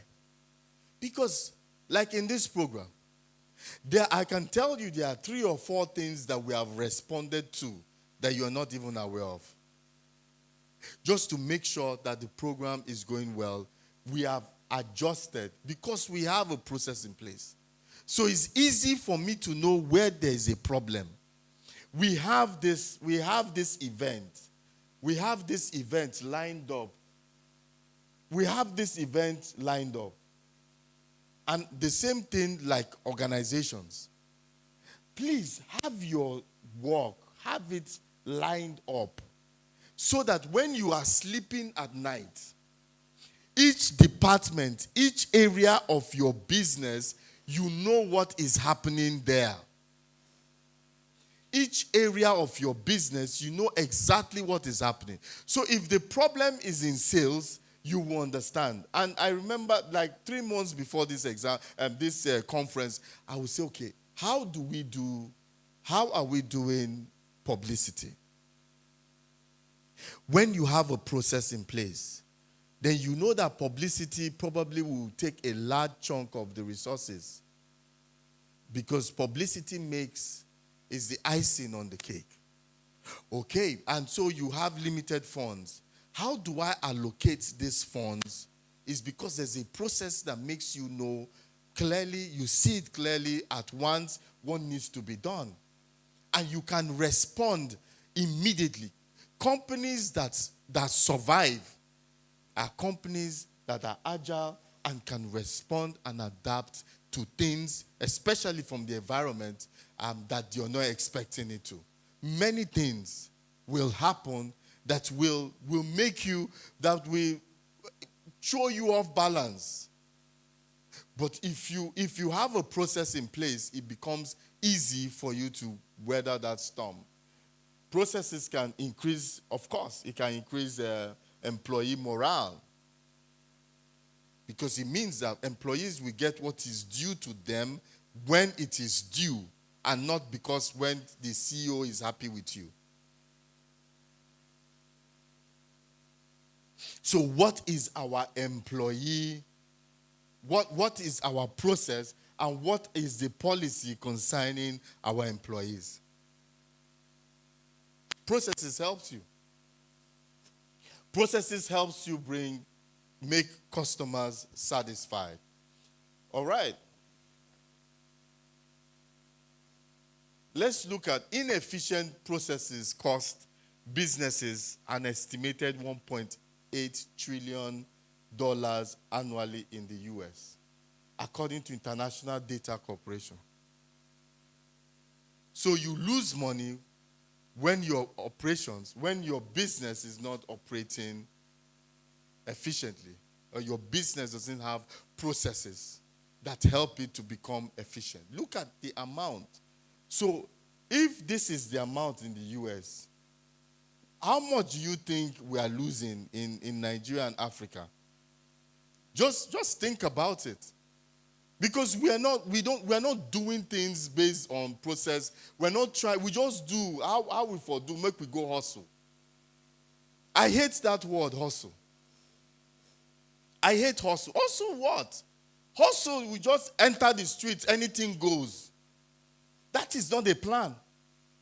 You know, wealth and success is not luck.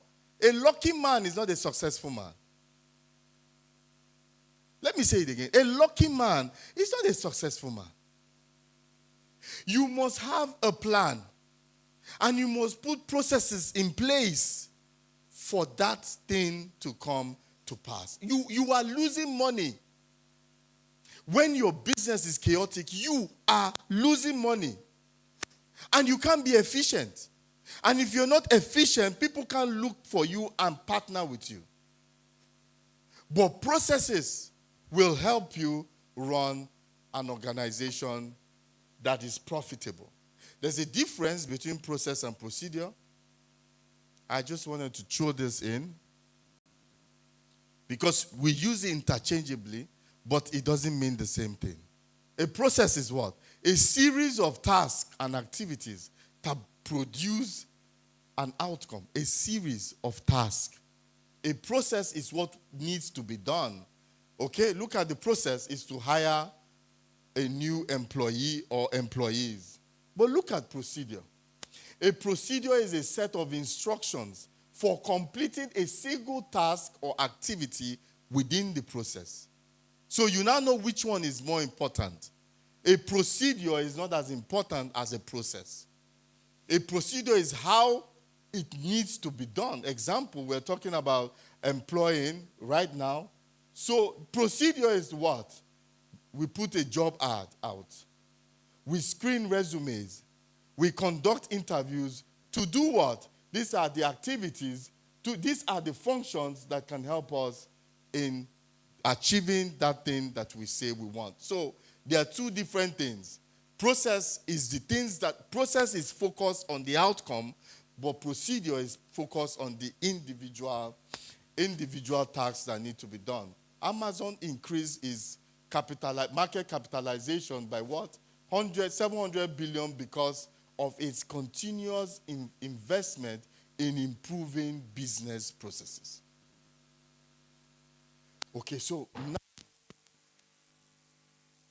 business. Now we have entered the Ember month, as we said. We're already in October. True or false? So what it means is that since we're already in October, what have we done so far? Do you know that business and running an effective business is 80% mental work and 20% physical? Is someone hearing me?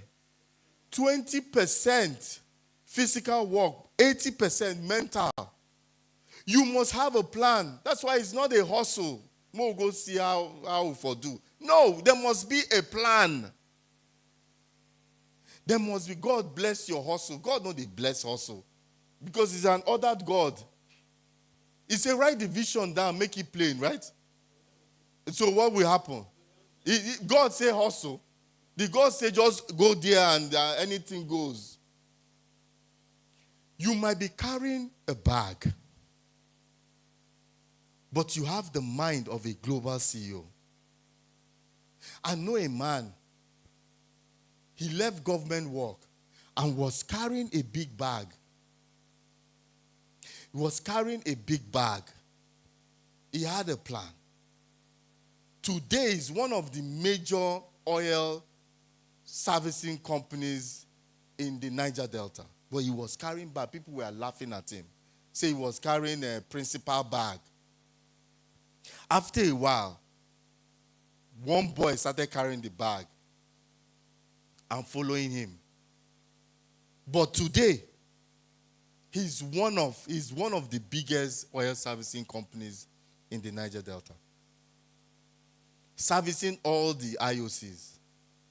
So he had one bag, but he had a global company.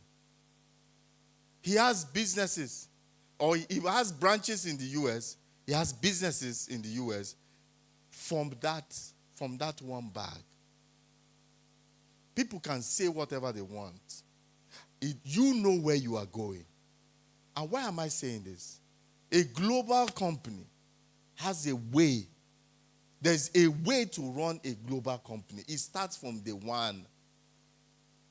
As a man thinketh in his heart, so is he. From the abundance of the heart, the mouth speaks. So I can speak to you, and you are telling me Nigerian problem are too much. That can be what is coming. So I am seeing from the abundance of your heart, you are speaking negativity, negative things. And the more, you see, the law of attraction tells us that you attract what is predominant in your mind. So when you are talking Nigeria no good, Nigeria this, Nigeria, you are attracting those things to you. If you want to see positive things, begin to think and to draw it. Begin to think and to draw it. If you come to my house, you know what I am, what project that is in my mind.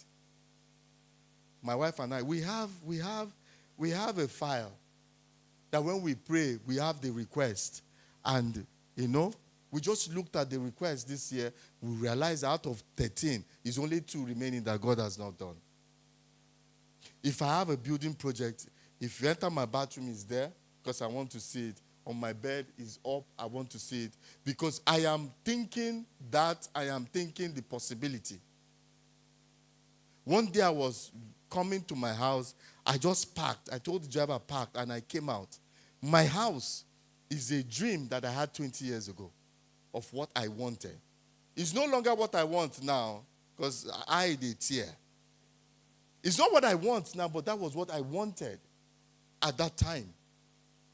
So have a global dream, but it starts from that bag. When you employ people, you begin to tell them. On Saturday, I'll be talking about organizational culture. Because process and culture is a problem for us. It starts from day one. It's not when you make money that you will now employ people. No, that will do it. It starts with you. The oil flows from the head. And I see CEOs here, potential CEOs. It starts.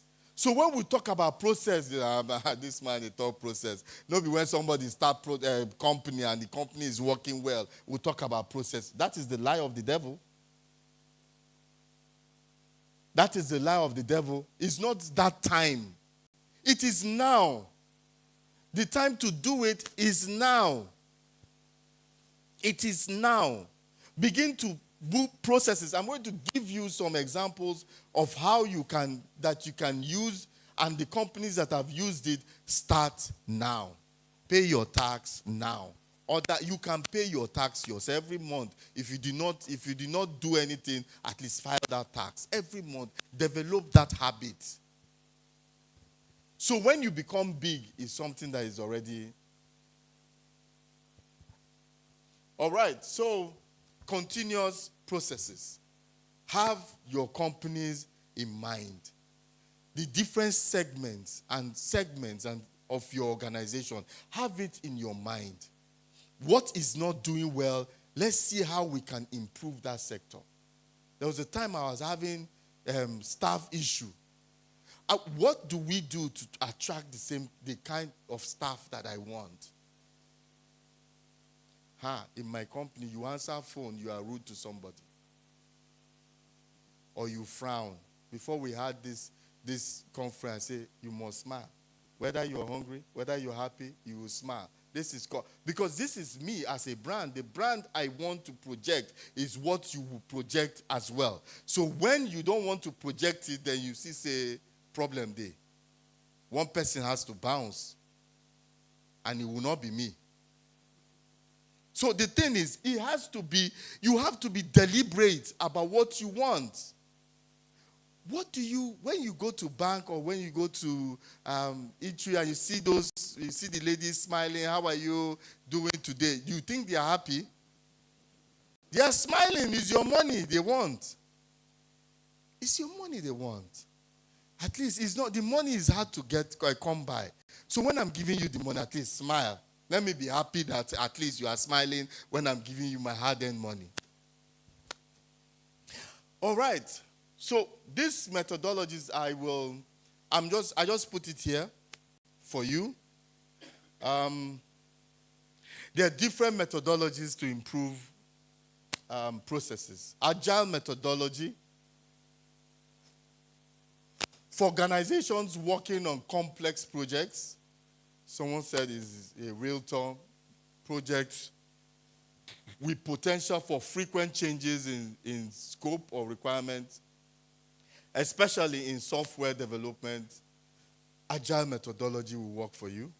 Six Sigma will work for you if your company wants to improve in the quality of their products or services by finding and fixing the causes of errors.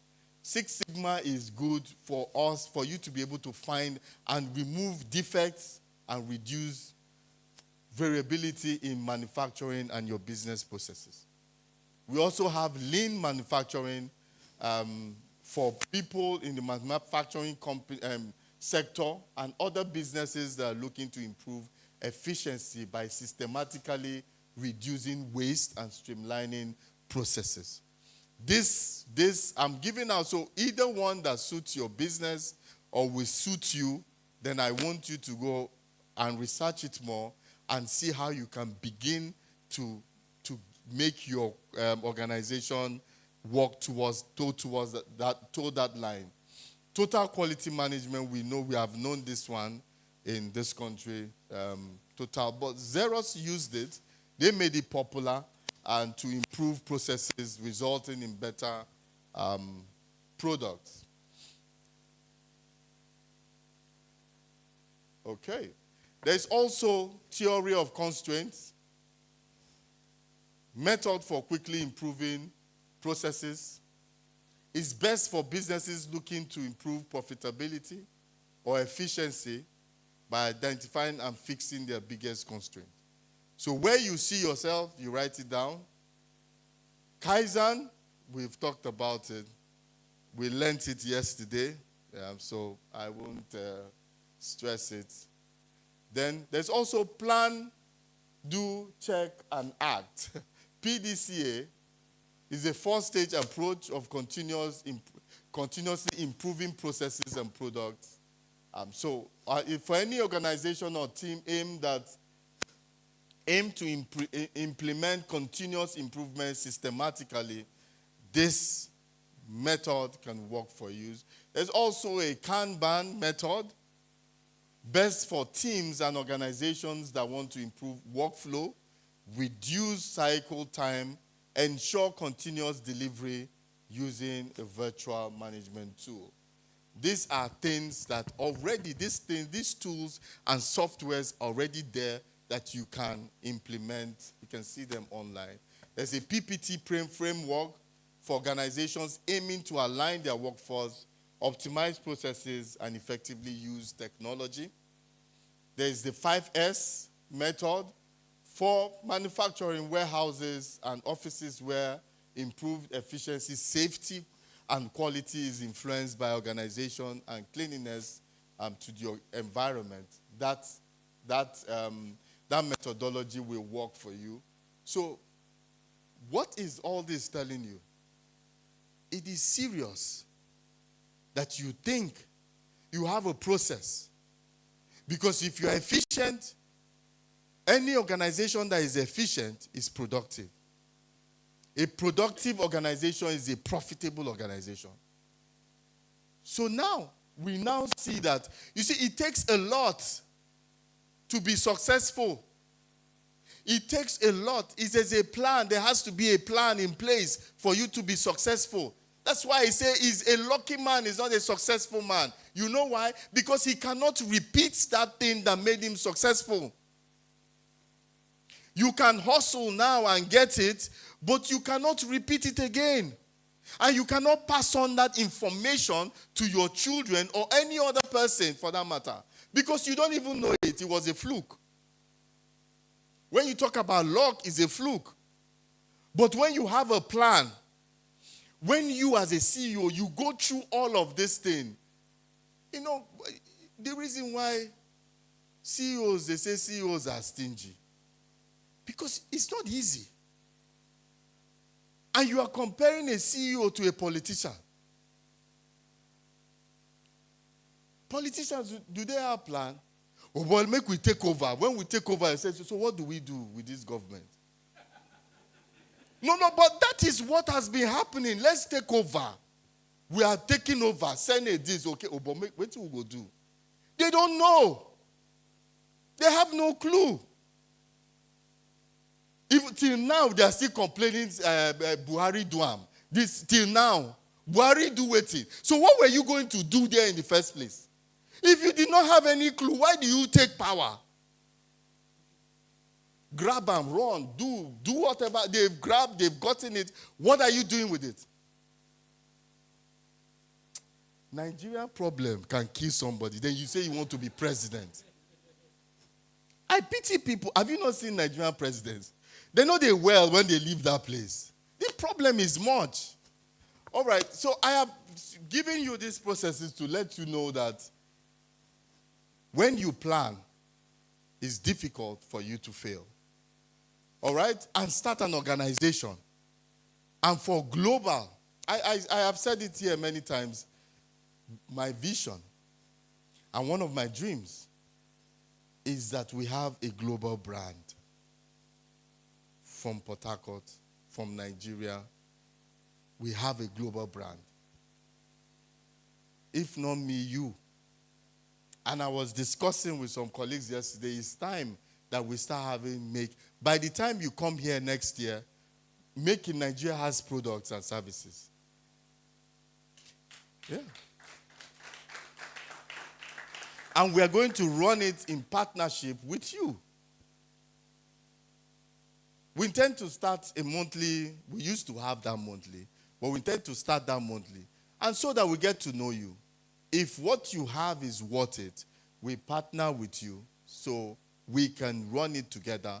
And so all of you looking at me here now, we can have 50 companies by the time we see again.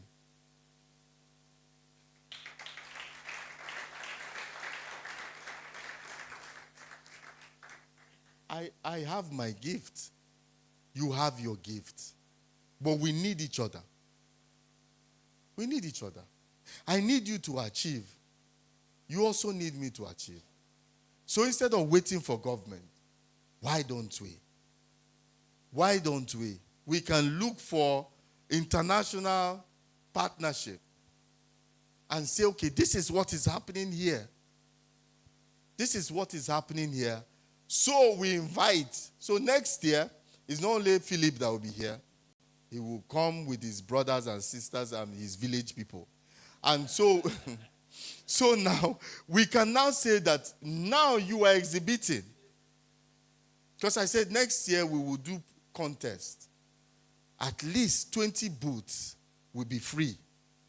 But that being free is that you have to be giving us, you must be outstanding what you're doing. So when investors come, we can say, oh, we can invest in this. Someone gave Bill Gates a chance at a young age. Somebody gave him a chance. And somebody can give you a chance. That's why I say I will not be doing you a favor, you will not be doing me a favor. But we need it in an economy, in a country where the government is not doing much. Are we going to fold our arms and wait for the Messiah? Who is the Messiah? If you ask me, the Messiah that will deliver Nigeria is probably less than 30 years old. So from that 35 up, there's a problem. There's no Messiah there. We could just manage take one and put there first. Because it's from that age that they are not influenced by what we know. These are the people that will genuinely bring our country out of the problem. And we have CEOs. Look at this. All of us, assuming all of us are from River State, and all our businesses are working, will you have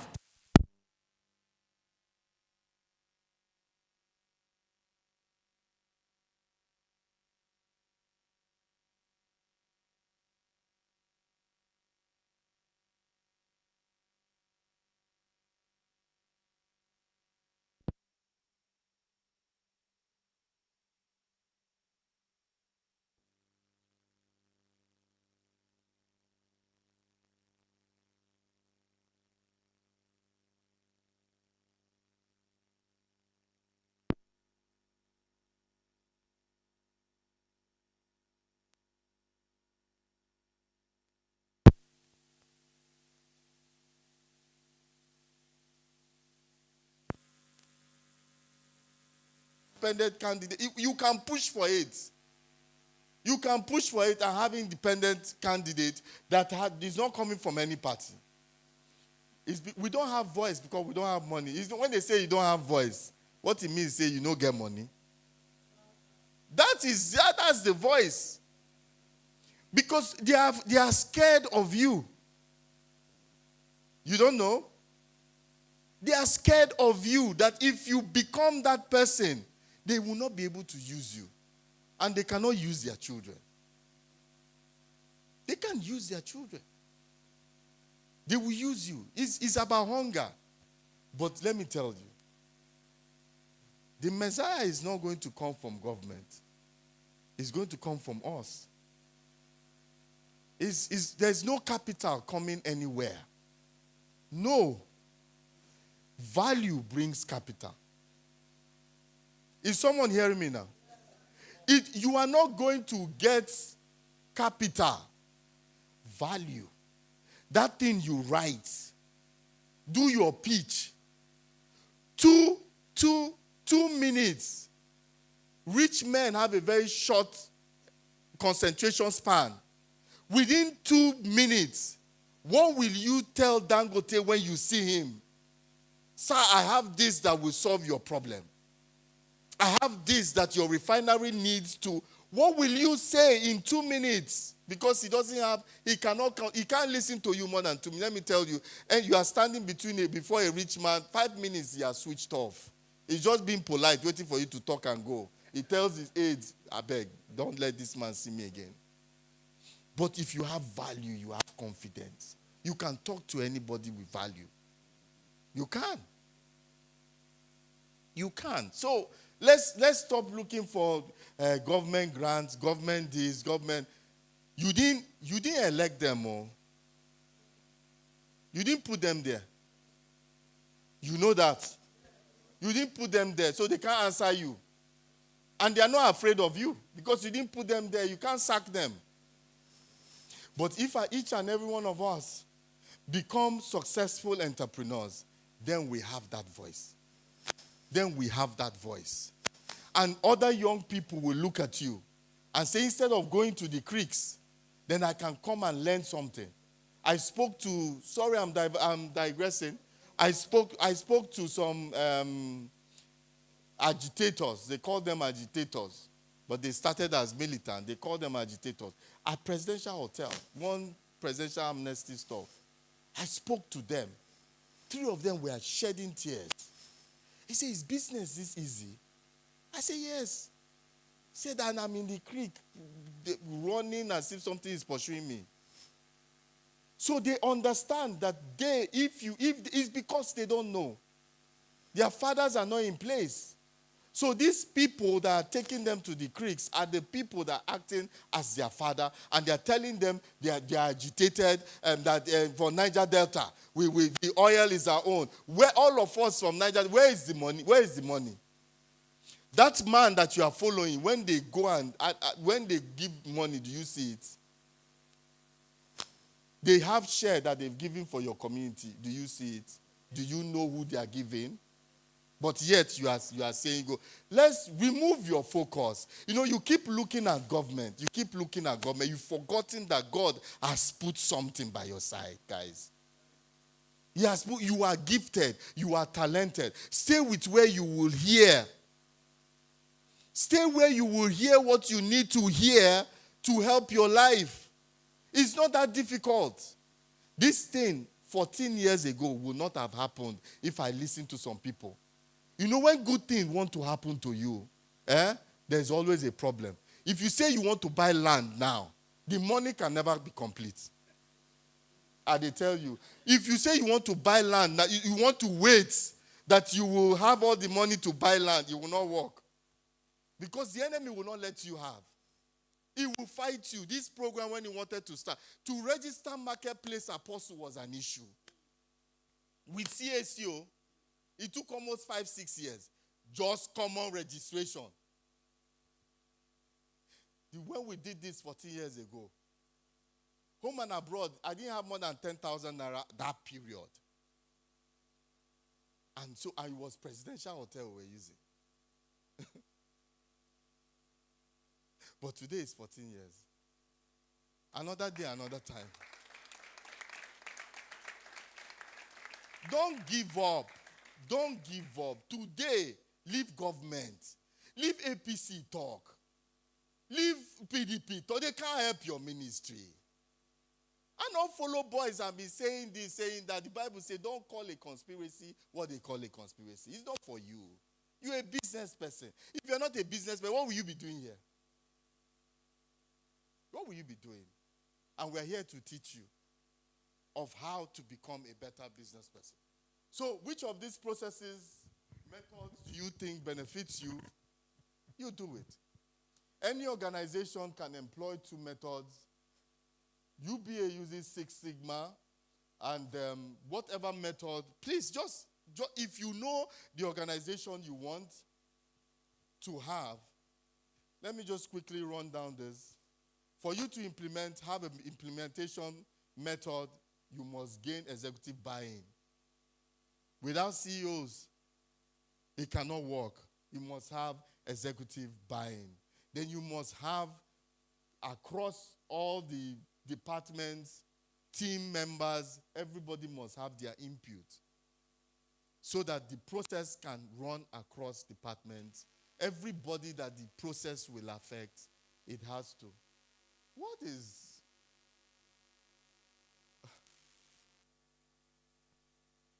They don't want me to talk.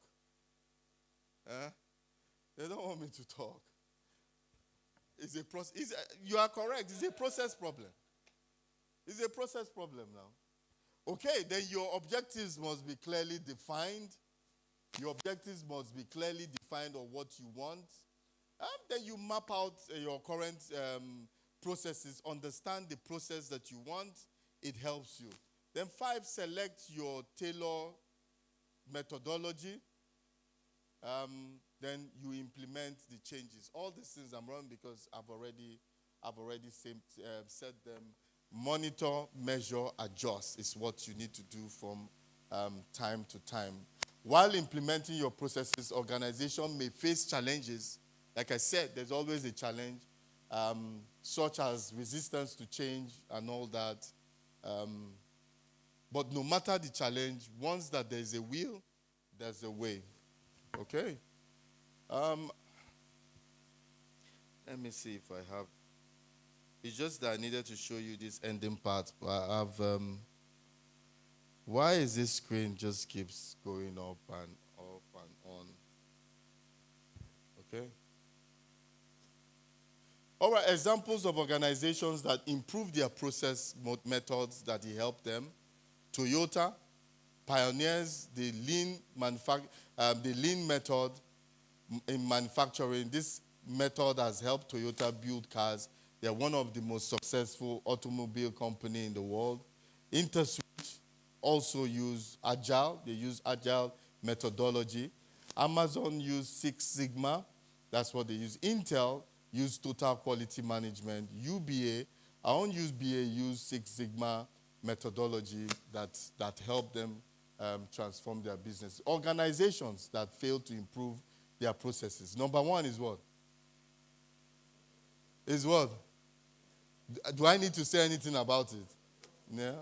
Blockbuster, they refuse to, they stuck on its traditional brick and mortar rental, and what happened? You have Netflix and things that knock them off their feet they didn't even know. Polaroid, the same thing, refused to change their processes and to innovate, and look at it today. Abba Textile Mills was great at one time, but look at it, inability to manage processes. MTEL, we know the story before we had Airtel. So all these companies are companies that refuse. How do you determine your organizational process, what your organizational process needs? It means that processes depends on what your products are, your the characteristics, the complexity of your product, unique, the characteristics of your product. Different organizations can be in the same sector, but they have different methods. How to identify and improve, these are ways. Involve your employees in the brainstorming session, conduct product audits, analyze. All these are things that will help you do better. But the important thing is to have in mind what you need, what you want, the method that you want that can help you. So when you adopt the right processes, it will definitely build productivity and reduce waste and reduce time wasting and all that. That's what I'm trying to say here. Thank you very much for listening.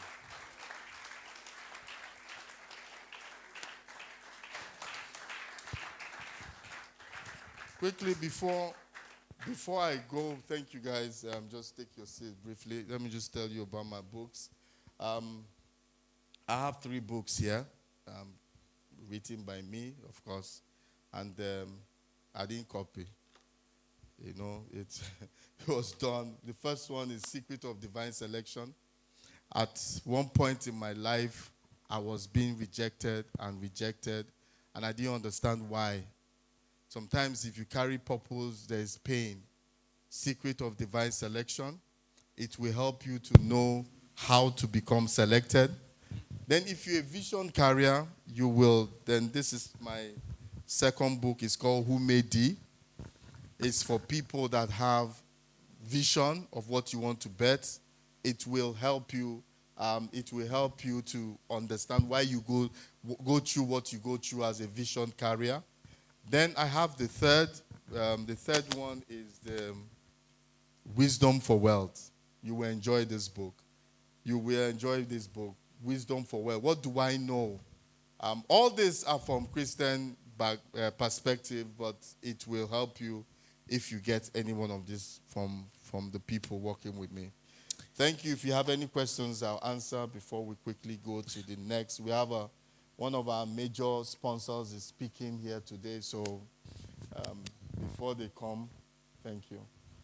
All right, so can we have questions? Show of hands. Let's have questions. Any questions from here? Yes, no? Okay, 1.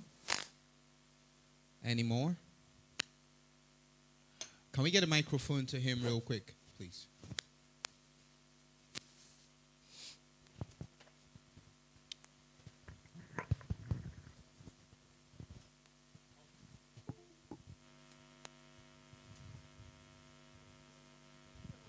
Good afternoon, sir. Thank you very much for organizing this conference. God bless you.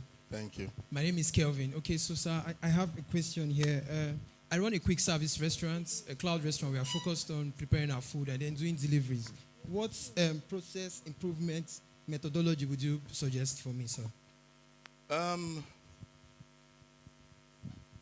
I think what Amazon did, I think the Agile, that Amazon did to, because you are, since it's something virtual, the orders are made virtually, is how to get the orders to the customers and on time, and to make sure that those orders, so that which Amazon used will be very good for you. All right. Okay, do we have another question? Yes, one more here.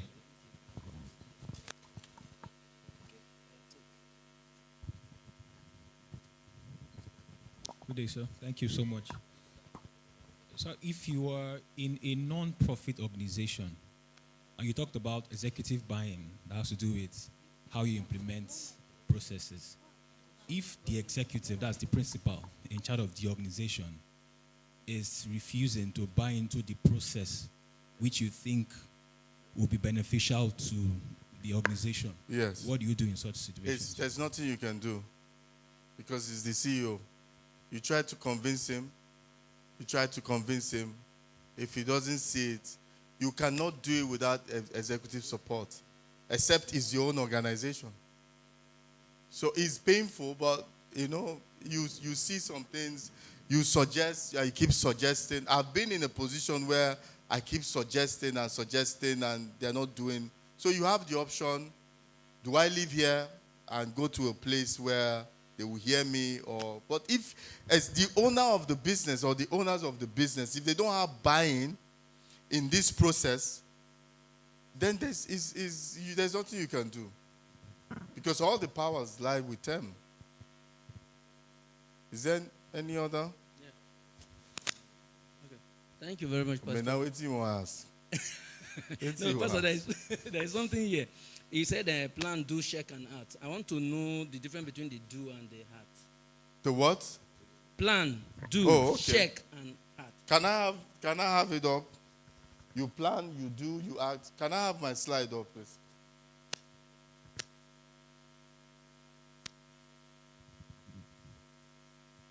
It's a process. Plan, do, act. What do we do when we plan? What do we do when that happens? And how do we act? Hear me now. Hear me now. You ask the question. Plan. When you plan, what do we do? How do we act when something positive or negative happens? What do we do, and how do we react to it? That is what that method does. It's a process. It's a process. I think the oil companies, they use that. They use that because I know Shell uses it, because I've seen it. They put it on their wall. When this happens, call this number. When this happens, do this. Yeah, so that is the... All right. Okay. I think Thank you very much. That's it for now. Can we put our hands together for him one more time? Thank you so much. Very profound session. Okay, so we're going to be having the next keynote happen anytime. But we want to have one of our exhibitors to come up and speak on what they have going on downstairs. Can we have Sammy come up, please? Please put your hands together for Sammy's food.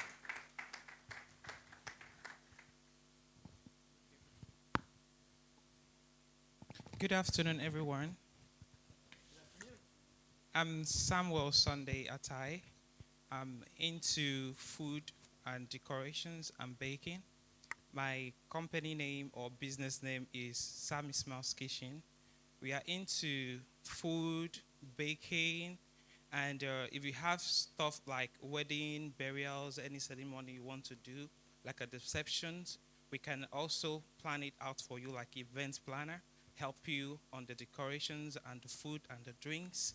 And we also do kitchen management. In the space that maybe your company need food items, we can as well supply. And what about your kitchen need food items, we can also supply. And we are open for training for those that want to learn on how to bake, cook, and decorations. Our handout at Instagram, Sammy Smiles Kitchen, Facebook, Sammy Smiles Kitchen. And God bless you. Thank you. Thank you very much. Okay. Are we having fun? anytime I ask this question, you guys look shocked, like, wow, why is he expecting us to have fun? Of course, we should be having fun. Okay, so the next conversation that's going to be happening here is going to happen with a tag team. When I say tag team, if you know what WrestleMania is, you know that they always come maybe 1, 2, 3 like that. But they are here to represent one of the major sponsors for this conference, and they represent a group that specializes in manufacturing, fabricating dish heads, pressure vessels, storage infrastructure, heavy structure steel, subsea equipment, military hardware, industrial and pressure piping, pipeline construction, pipeline repair services, and facility maintenance. So they have all the needed certifications as a business. But the conversation today, these guys are going to be leading is a conversation about gas, why we need it as a people, as a nation, as business people. And the keynote speaker I was supposed to take this session, that's Godwin Izomo, cannot be here. And so that's why I said he sent these two awesome guys. And so we're going to be hearing from Chidebere Okore and Onome Agume. So what's going to happen is they are splitting the time. Chidebere Okore is going to go first. He is a mechanical engineer and a certified project manager from Project Management Institute. And he is the general manager, projects and infrastructure of MG Valgas Group. So yes, I'm speaking about MG Valgas Group. And so this guy is a highly accomplished professional. If I decide to go into the gist here, you may just chop into our conversation time. So what I'm going to do is I'll just let him come in and talk to us about MG Valgas Group, what they do, what their processes are, how they cover what they do. And Onome is also here. He is also a petroleum engineer and an acclaimed strategist. And when I say strategist, I'm talking management and business development strategist. You know, so he has local and international experiences. These guys have a lot under their belt. So, without much ado, first, I'm going to ask with a rousing applause, can we just put our hands together and invite engineer. Clap, you guys should clap. Oh. If you are not clapping, I won't call him up. All right, can we put our hands together to welcome engineer Chidebere Okore. Thank you very much. Thank you, sir. Wow, it's nice to be here. Good afternoon, ladies and gentlemen. Standing on all existing protocol, my name is, Engineer Okori Joseph Chidebere. I work as a General Manager Projects and Infrastructure for MG Valgas. So briefly, in the next 15 minutes, I'll be taking us through a story. I call it a story because it's a story of a Nigeria who tried to dare. It's a story of a Nigerian from a small community in Delta State, a Nigerian that does not have anybody to support him, a Nigerian without any support system, a Nigerian without hope. But over the years, God has been faithful. And here today, I can proudly inform everybody here that MG Vogas is a major player in the oil and gas industry. Please, can I have the pointer? Okay. So who are we, MG Vogas? MG Vogas is a wholly owned indigenous company in Nigeria. We've been in operation for the last 2 decades, and we are proud to inform that about 99% of our workforce are basically Nigerians. MG Vogas is an engineering, procurement, construction, installation, and commissioning company located here in Port Harcourt, Rivers State. MG Vogas, this next slide. Next. Please let me have the slide, the pointer, please. Okay, so this is MG Vogas facility. We are located on the 105,000 square meter land area in Port Harcourt, Woji.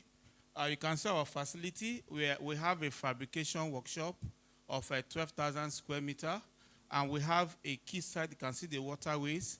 The length of the quayside is 334 meters length, and we have, you can see our jetty.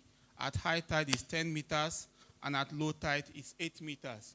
So basically, we have a fabrication workshop, as I did said earlier, of 12,000 square meter, and we have a blasting and painting workshop of 2,000 square meter. Just to inform, apart from here in Port Harcourt, we also have a facility in Bonny of total land area is about 250,000 square meter. We also have a world-class fabrication workshop located in Warri. So MG Vogas, who are we? What do we do? So we are basically into engineering, procurement, construction of separation packages. We have capacity for subsea structures. We also have capacity for turnkey projects. We also have a team of engineers that are specialized into detail engineering design and front-end engineering design. So why MG Vogas?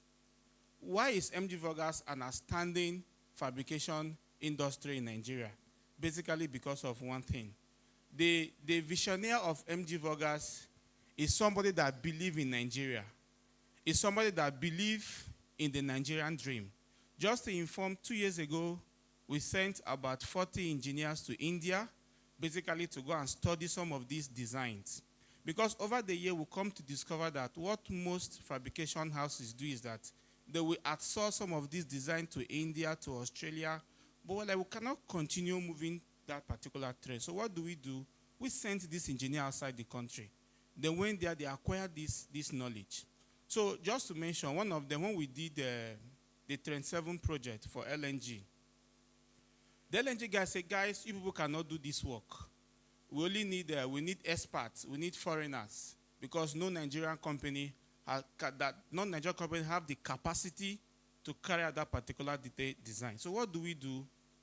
Just to allow them to have their way, we gave the contract to a company in US. But we did something at the back of that contract. We sent 5 of our design engineers to US. So what do? They understood what these guys were doing. So when we had the repeat order, we didn't go to US again. We did it ourselves. So what that means is that now we've been able to have engineers, local engineers. I don't like using the word local. We have indigenous engineers that now have the capacity to execute that particular dream. Why? Because we have a CEO that believes in the Nigeria agenda. Okay, Joe, these are some of our fabrication capacity. You can see, as I did mention earlier, we have a 12,000 square meter cover fabrication area that is basically segmented into 2 sections. We have the light fabrication workshop and the heavy fabrication workshop. So the light fabrication workshop is segmented into 2 sections. We have a Bay 1, Bay 2, Bay 3. And the Bay 1, the length is 50 meters, the width is 20 meters. Within the Bay 1, we have a computerized, thank you. So within the Bay 1, we have a computerized cutting machine that have capacity to cut carbon steel up to 250 mm thick and stainless steel up to 80 mm thick. Again, we have so one thing about when the last speaker was speaking, he did mention PDCA. So one thing we do in MG Vogas is that we always look at what is the need of the industry. what is the challenge our competitors are having? So we discovered that the challenge most fabrication has is that they normally have what we call a lot of repairs. So when they do a job for you, basically a job that's supposed to take for like a year, they end up doing it a year and 6 months. Why? Because they had a lot of repairs. So we invested into this automatic welding machine. So what this machine does for me is that it eliminates human interference. So I'm sure of doing my job with less or zero error. So if I tell a customer you will get your product within 12 months, I bet you within 11 months, those products are ready. So basically, MG Vogas, we are basically fixed on we look out for solutions and we look at innovative ways to solving those problems. And then again, we discovered that most fabrication houses in Nigeria don't have this dish-head forming machine. So again, we invested over $10 million in acquiring this dish-head equipment. So what this means is that in Nigeria, not just Nigeria, in West Africa, MG Vogas is the only indigenous company that have a dish-head forming machine in Nigeria. And last month, we received some orders from Ghana to make some dish-head for them. Why? Because we saw a gap, and we took advantage of that gap. The other one, again, is a post-wear heat treatment furnace. In 2016, during the Egina FPSO project, there's this biggest vessel they have on the FPSO. They call it a flare knocker drum. The weight of that vessel is 181 tons. Back then in 2016, no company in Nigeria have a furnace to stress relieve an equipment that is more than 100 tons. So we saw that opportunity. And recently we just commissioned a 200 tons capacity furnace in Nigeria. For now, that's the only furnace in Africa. So we also set up to render services. We do a lot of pipeline activities. So these are some of our pipeline assets. We have an assorted number of cranes and swan boogies. So this is the dish-head machine I did mention. So this is the furnace, a 200 tons capacity furnace, the first of its kind in Africa. So this is this is our capacity, our fabrication capacity. So these are some of the jobs we have done for the last 2 decades. As I did mention, we work for the likes of Chevron, for the likes of Ajib, now Owando. We do a lot of jobs for RTO, for Nigerian Gas, and that's some of the pictorial view of some of the jobs we have done over the years. Okay, so just to mention, these are some of the implant jobs we did for Ajib. Then within the implant facilities, some of the pressure vessels we did. This is the first, it's a Costam vessel we did for Seplat. This is Escravos. We did some of the change out the vessels for them. So this is Chevron as well. So one thing again, MG Vogas in the quest to provide solution, at the peak of COVID in 2020, basically Chevron have these guys that come from US to come and solve these problems for them. But because of COVID, they couldn't get the guys to come into Nigeria. So somehow they approached us because we said we have the capacity to solve these kind of problems for them. But they were surprised, a job that was supposed to do for 4 weeks, we're able to do it within 3 weeks. And I can tell you, we have over 44 facilities that we are presently revamping for Chevron. Why? Because we saw a gap and we're able to close it. So these are some of the vessels we have done over the years. Okay, so this is, I did mention we did the process packages on the LNG. That's during the in-process fabrication. So these are some of the storage tank also did for Chevron. Okay, so this was a Escravos turnaround maintenance project. So before now, you hardly see an indigenous company doing a turnaround maintenance. It's company like Ponticelli DBN, Technimot, that handle turnaround maintenance. But because we were able to show our capacity, the last speaker did mention of courage. We had the courage, we had the tenacity, and they gave us the shot to do this particular turnaround maintenance. So this was still the turnaround maintenance, one of the biggest storage facility, a pig launcher receiver we did for Chevron. So this is another Chevron facility.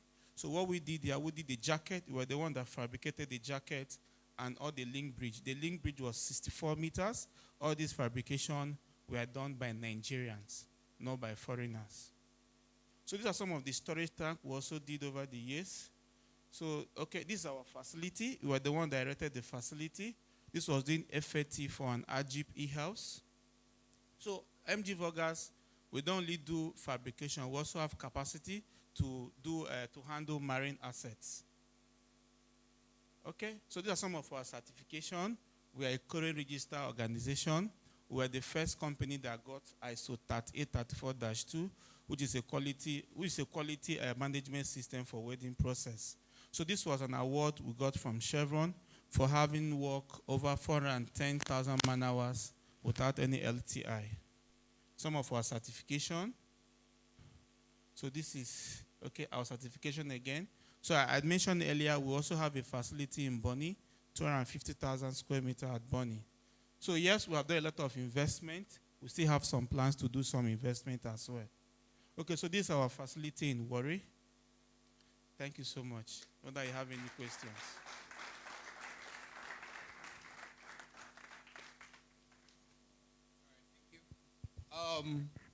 So I know some of us have questions, but like I said, I call them a tag team. So Onome is going to come talk to us about gas. He has spoken about the group, but Onome is going to talk to us about why gas. So ladies and gentlemen, please put your hands together for this phenomenal guy. Onome, please. All right, good afternoon, everyone. I wish I was not doing this, but I'm going to do this. All right, Engineer Chidi has spoken about MG Vogas. I'm sure a lot of you are astonished that that's a Nigerian company. A lot of people, when they come to our facility, the first thing they ask is this company, because when you come, the first thing you think is Micron International Oil Company. And when they tell you it's owned by a Nigerian, they're like, are you serious? That's the next question. You're like, a lot of people hardly believe it's owned by a Nigerian. But anyways, I want to talk about gas. Like we all know, gas is the future. In case you are not aware, just know now, gas is the future and the future is now. So I'm going to be talking about Nigeria's role in the global gas revolution. So let me just take us through some basic data before I dive into the main topic. So Nigeria is to consume 2.6 million metric tons of LPG by 2025. 2025 is just 3 months or 4 months from today. And 2.6 metric tons of LPG by 2025, I can tell you this for free. We do not even have all the infrastructures and everything to make this happen in 2025. Now, out of 36 million homes in Nigeria, only 5 million have access to LPG. What do I mean by this? Out of 36 million homes in Nigeria, only 5 million have access to cooking gas. Funny enough, out of the 5 million that have access to cooking gas, a lot of them do not even have quality cooking gas. Some of them also use stoves. Some of the cooking gas are expired. Some of them have time bombs in their home just waiting to explode. Even some of the cooking gas, there's something called ASME certification, like my colleague mentioned. Some of the cooking gas they have are not ASME certified. 94% of homes lack LPG gas, meaning a lot of people are still using stoves in their home. If you use a stove to cook in your house, please just hands up. You can see. A lot of people are still using stoves to cook in their houses. Some people are still using firewood to cook even in 2024. And in case you don't know, those things emit carbon into the atmosphere, and they are not even friendly for humans. They are not friendly for our climate. Nigeria's consumption of LPG has increased by over 2,500% from 60,000 metric tons in 2007 to 1.3 metric tons in 2023. That's an exponential increase. Amazingly, in all of this, we have 202 trillion cubic feet of gas. Some of us might not understand all of all these things, but as we go over, you'll get details of this. You understand this better. So let's go to more current realities. Nigeria has a population of 218 million people. 218 million is massive. But out of 218 million people, just 174 million people in Nigeria lack 174 million in Nigeria lack access to the use of liquefied petroleum gas, which is cooking gas. 62% of Nigerians lack access to electricity. Now, previously, many years ago, electricity was powered by hydropower. And what I mean by hydropower, I mean that's water. So we used to have something called Kainji Jam. I don't know if some of you have heard about Kainji Jam. But today, Kainji Jam is epileptic. So our electricity is powered by gas. Now, my previous slide, I said we have 202 trillion metric tons of gas. But every day, the government is saying there is no gas to power this, or there are no infrastructures to power electricity. But the good news is this. Nigeria, we have $51 billion worth of investment opportunities in Nigeria as I speak to you. So my company gives us the privilege to travel a lot. And it's funny that when you travel out of the country, you have a lot of blacks in the plane leaving the country.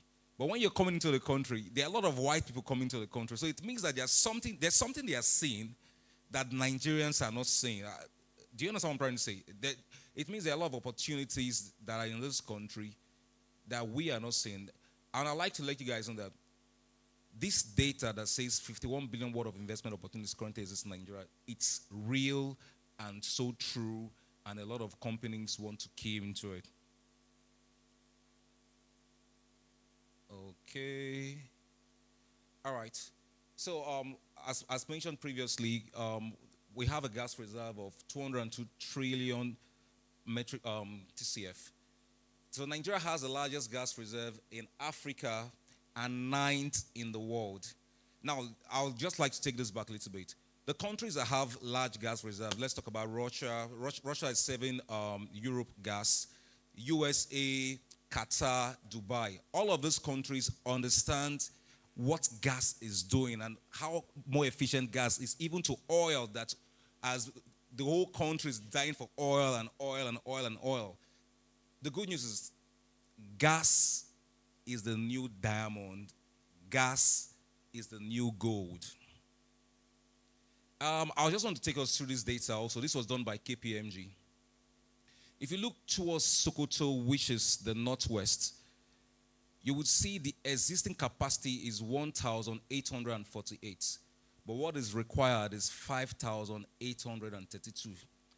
If you go towards the northeast, the existing capacity is 188. But what is required is 6,855. Let's dive into where we are, the south-south. It's supposed to be 3,710, which is existing, and the required is 5,682. But if you go to Lagos, existing in Lagos is 11,728, but the required is 9,085. And it's a no-brainer. The reason is this. The ports, we still import gas into our country, and Lagos has the ports. Lagos has more infrastructure for gas.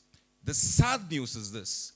The LNG facility in Bonny Island, which is in Rivers State, when the gas is being produced, they don't send the gas here. The gas is transported to Lagos via vessels through the waterways. And from Lagos, it's not distributed across Nigeria. That's why in Lagos, gas is cheaper in Lagos. All the infrastructures are there in Lagos.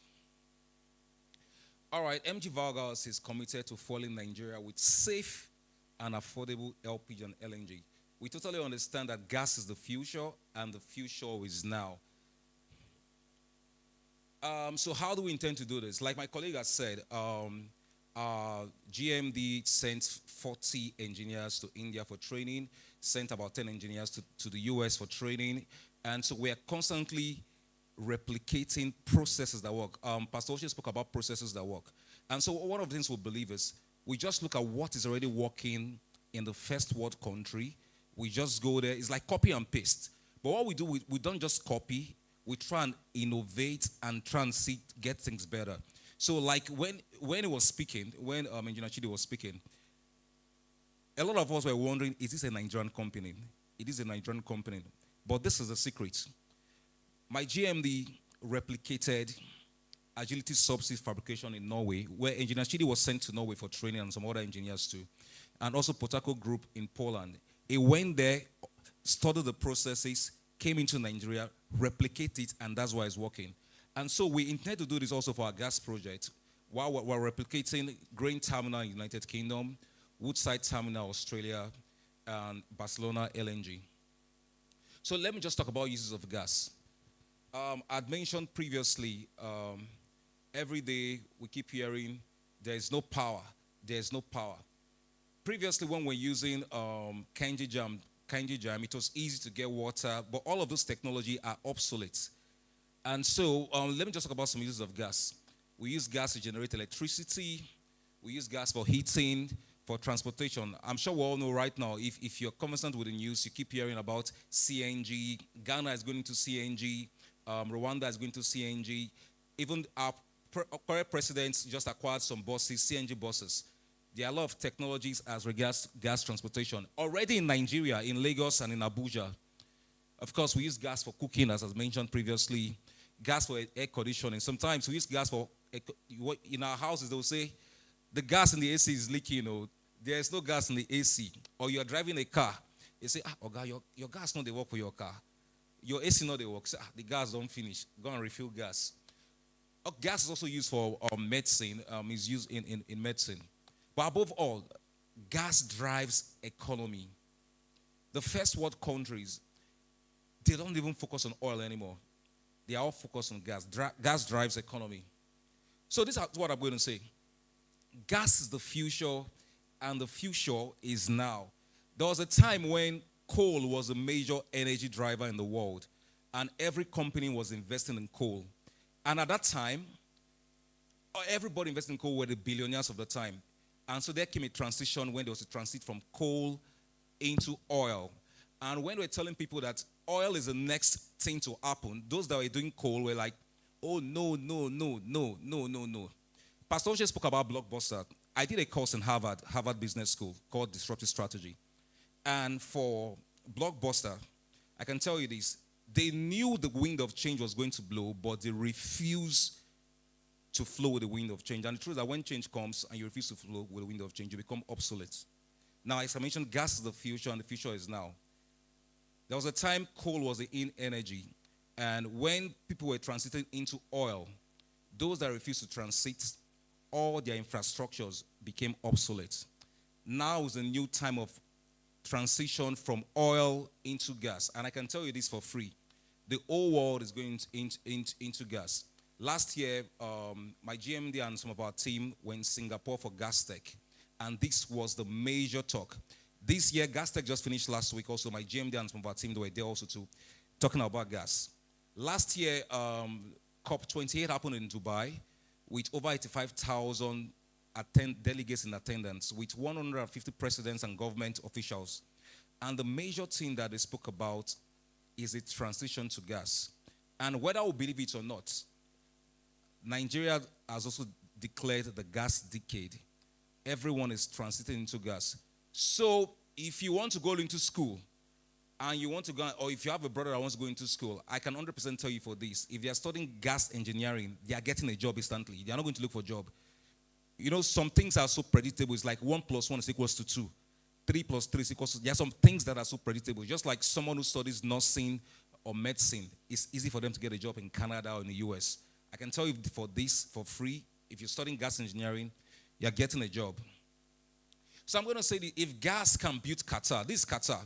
Many years ago, Qatar was like Dubai. If you've been to Qatar, if you've been to Dubai, all of those beautiful things you see was not like that many years ago. But I chose Qatar because Qatar was built with gas. Qatar was built with gas. Gas has given Qatar good education. Gas has given Qatar good trains, good buildings, good schools, good income. So if gas can build Qatar, this is my question, why can't gas build Nigeria? So I'm going to say, start switching your mindset towards anything that has to do with gas. Get involved with gas research, get involved with gas studies, get involved with anything that has to do with gas. And so if gas can build Qatar, I believe gas can build Nigeria. I was going to say something here, but I realized that's kind of really, really confidential. But keep on attending the Marketplace Apostle. I think Pastor Oshe will unleash that to you guys. I don't want to mention it here. But I don't unleash it here. Let it be a surprise to you guys. Thank you very much.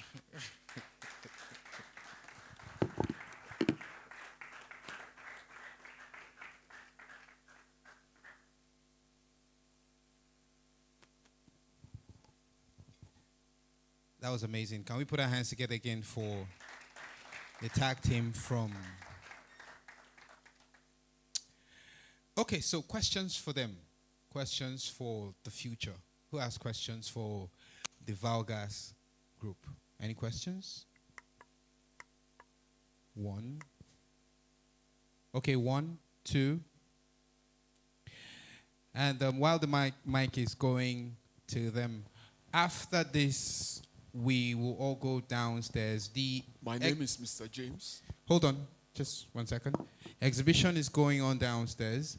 And remember, yesterday we had, I promised we're going to be having raffles every day of the conference. Yeah. And an interesting thing happened yesterday.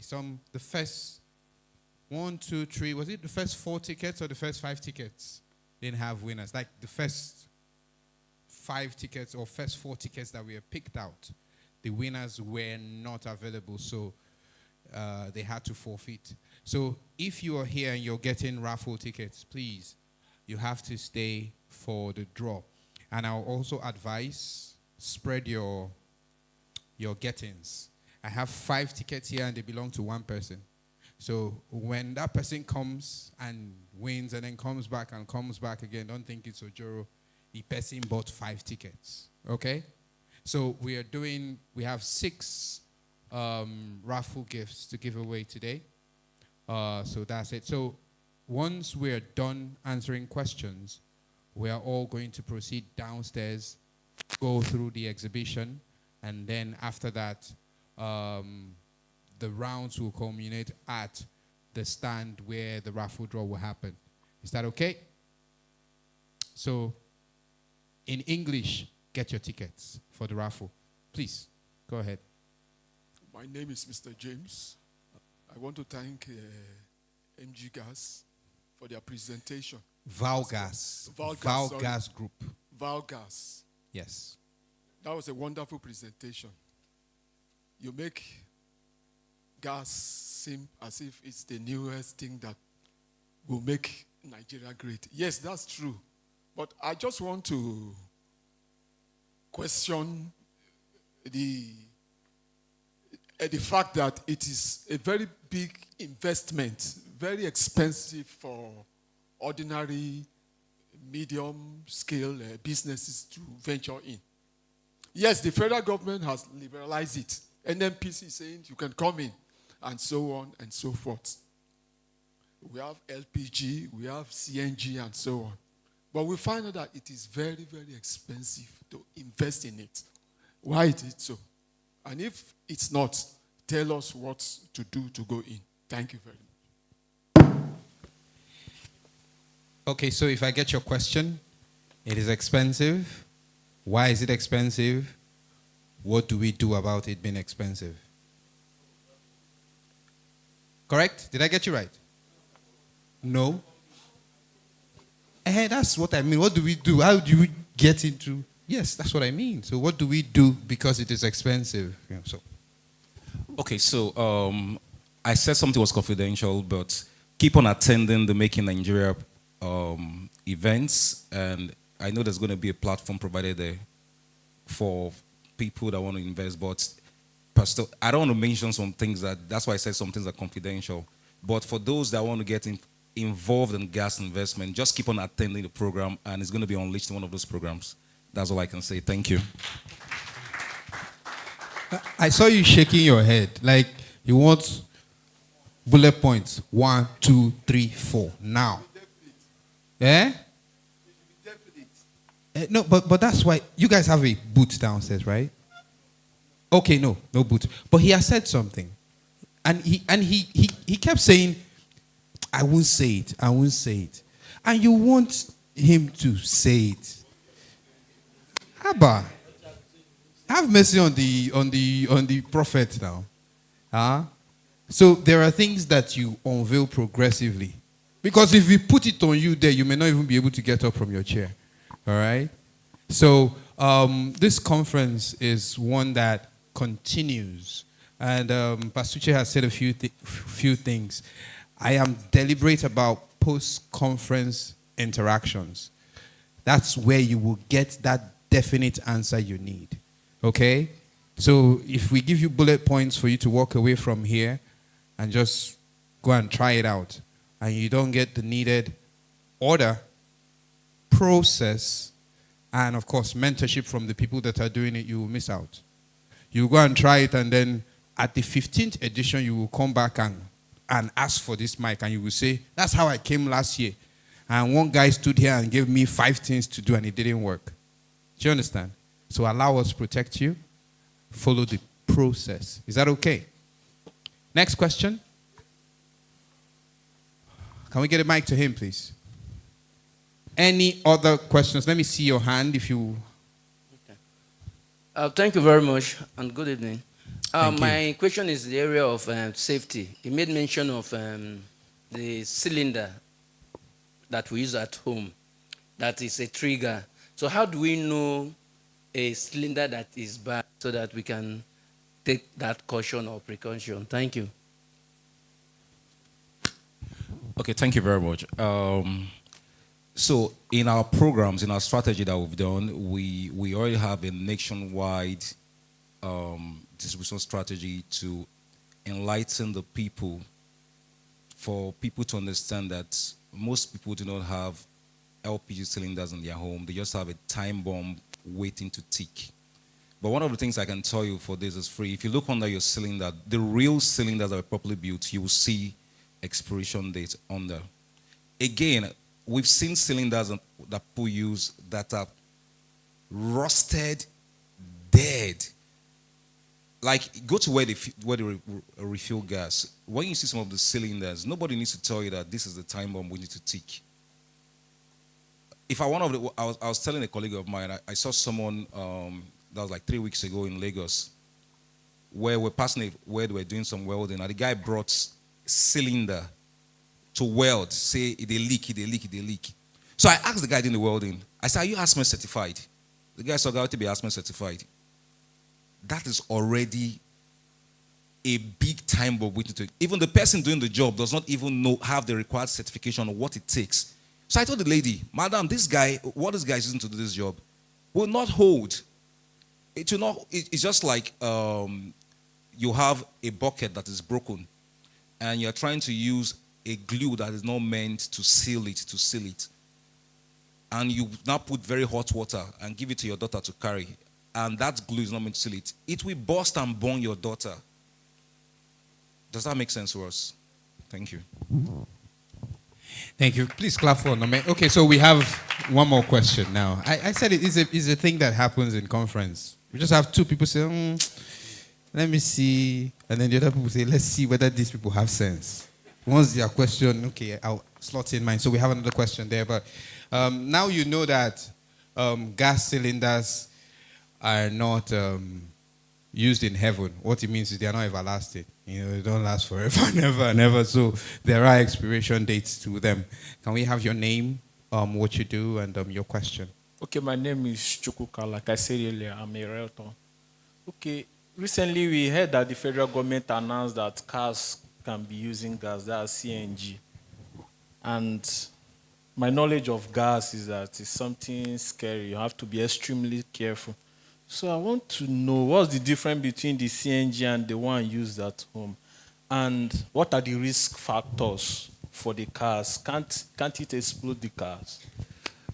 All right, so I'm going to start by saying this. Perception is stronger than reality.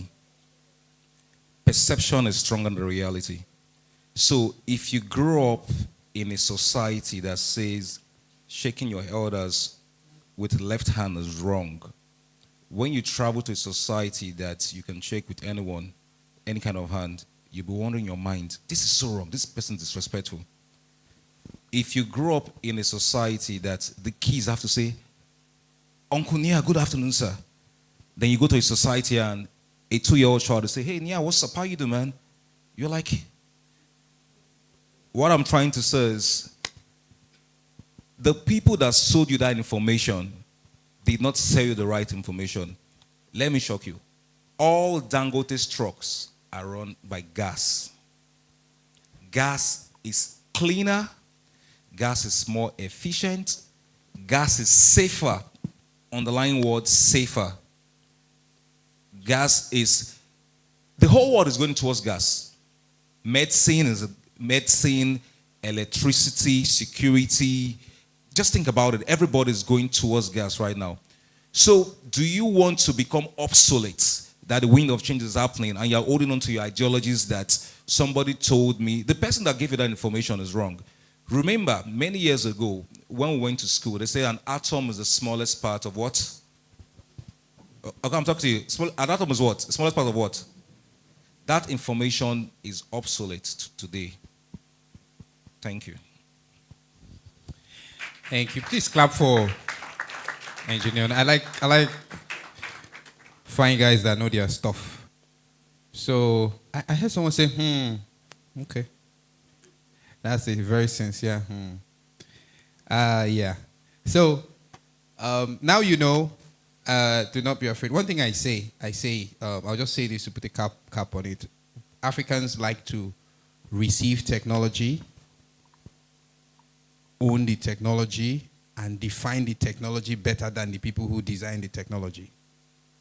And we define it by usage, not by understanding. And I'll tell us a short story before we go. So when I was a kid, long, I was very, very young. So my dad says he wants to buy a color TV. And then owning a color TV was a big deal, right? So we had done all the shenanigans for people who would own a new color TV. My brother had gone into the streets to announce, just for no reason, just in case you don't know, we're going to have a new color TV so you can show. So the thing that happened then was people will come to your, kids will come around, and they want to, you guys have a new color TV, so we want to watch, right? So my brother had leaked the news, and he was just the pride of. So at the appointed time, which was 4:30, the TV did arrive. So the TV arrived, and then he set it up.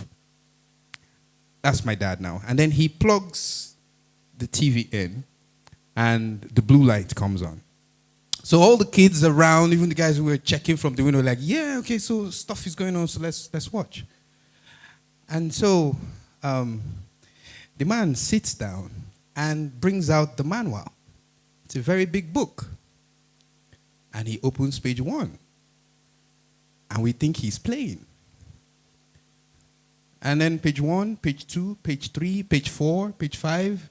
And so some people are already falling asleep. Some kids are, then you have all these kids that say, when our father no even sabi on the TV, why ain't go buy her? You know that kind of stuff. I said that story to say we're people who just want to use, and we do not study the things that we use. Very rarely do we have people buy devices and actually sit down to read the manual before they turn it on. We just want to see what's the on button. I go to use them, they know them. Please don't they use them, they know them with gas. Because you may not know all the way to the end. And then you will turn around and say gas is not safe. So it's good that professionals are here. They're talking to you about it. And if the world is going there, no matter how afraid you are, that technology will happen. And no matter how afraid you are, it will happen without you. Okay? So, do we have any other question? Okay, Onome has just one final thought before we check out. And so just to add to this, when I talk about gas, I noticed that all the questions are limited to just LPG. So there's a large plethora of gas. So there's LNG, there's LPG, and there's CNG. And they're all clean gas. And it's the future, and the future is now. So when I'm talking about the gas investments, we at MJ Vargas, we're not just limited to LPG, because most of the questions are coming on LPG. Thank you. Thank you very much. Again, put your hands together for these two awesome guys. Did you have a good time today? Yeah. Okay, yeah, you see that thing I said? Once I ask, you guys feel like are you having fun today? Yeah. If you're not having fun, it's possible you've not bought your ticket. So the spirit of winning is not in you just yet. And almost two people who won yesterday said, I knew I was going to win. So the person who bought these tickets handed them over to me. 5. And she was creative with her buying, right? Yes, different so that anyhow we go. You know? Yes. So please, it's important that you win. What we are giving out is for you. You know, so, and they have very, very beautiful stuff downstairs. So I would crave your indulgence to just follow us. Let's proceed. Go through all the booths with us. Just check out what's there. Hear the guys who are exhibiting say what they're showcasing. And then we'll all gather around the wheel. And it may be you, it may be someone by your side. Thank you so much for today. Can we go down now? And clap for yourselves for just being awesome. Thank you, thank you, thank you.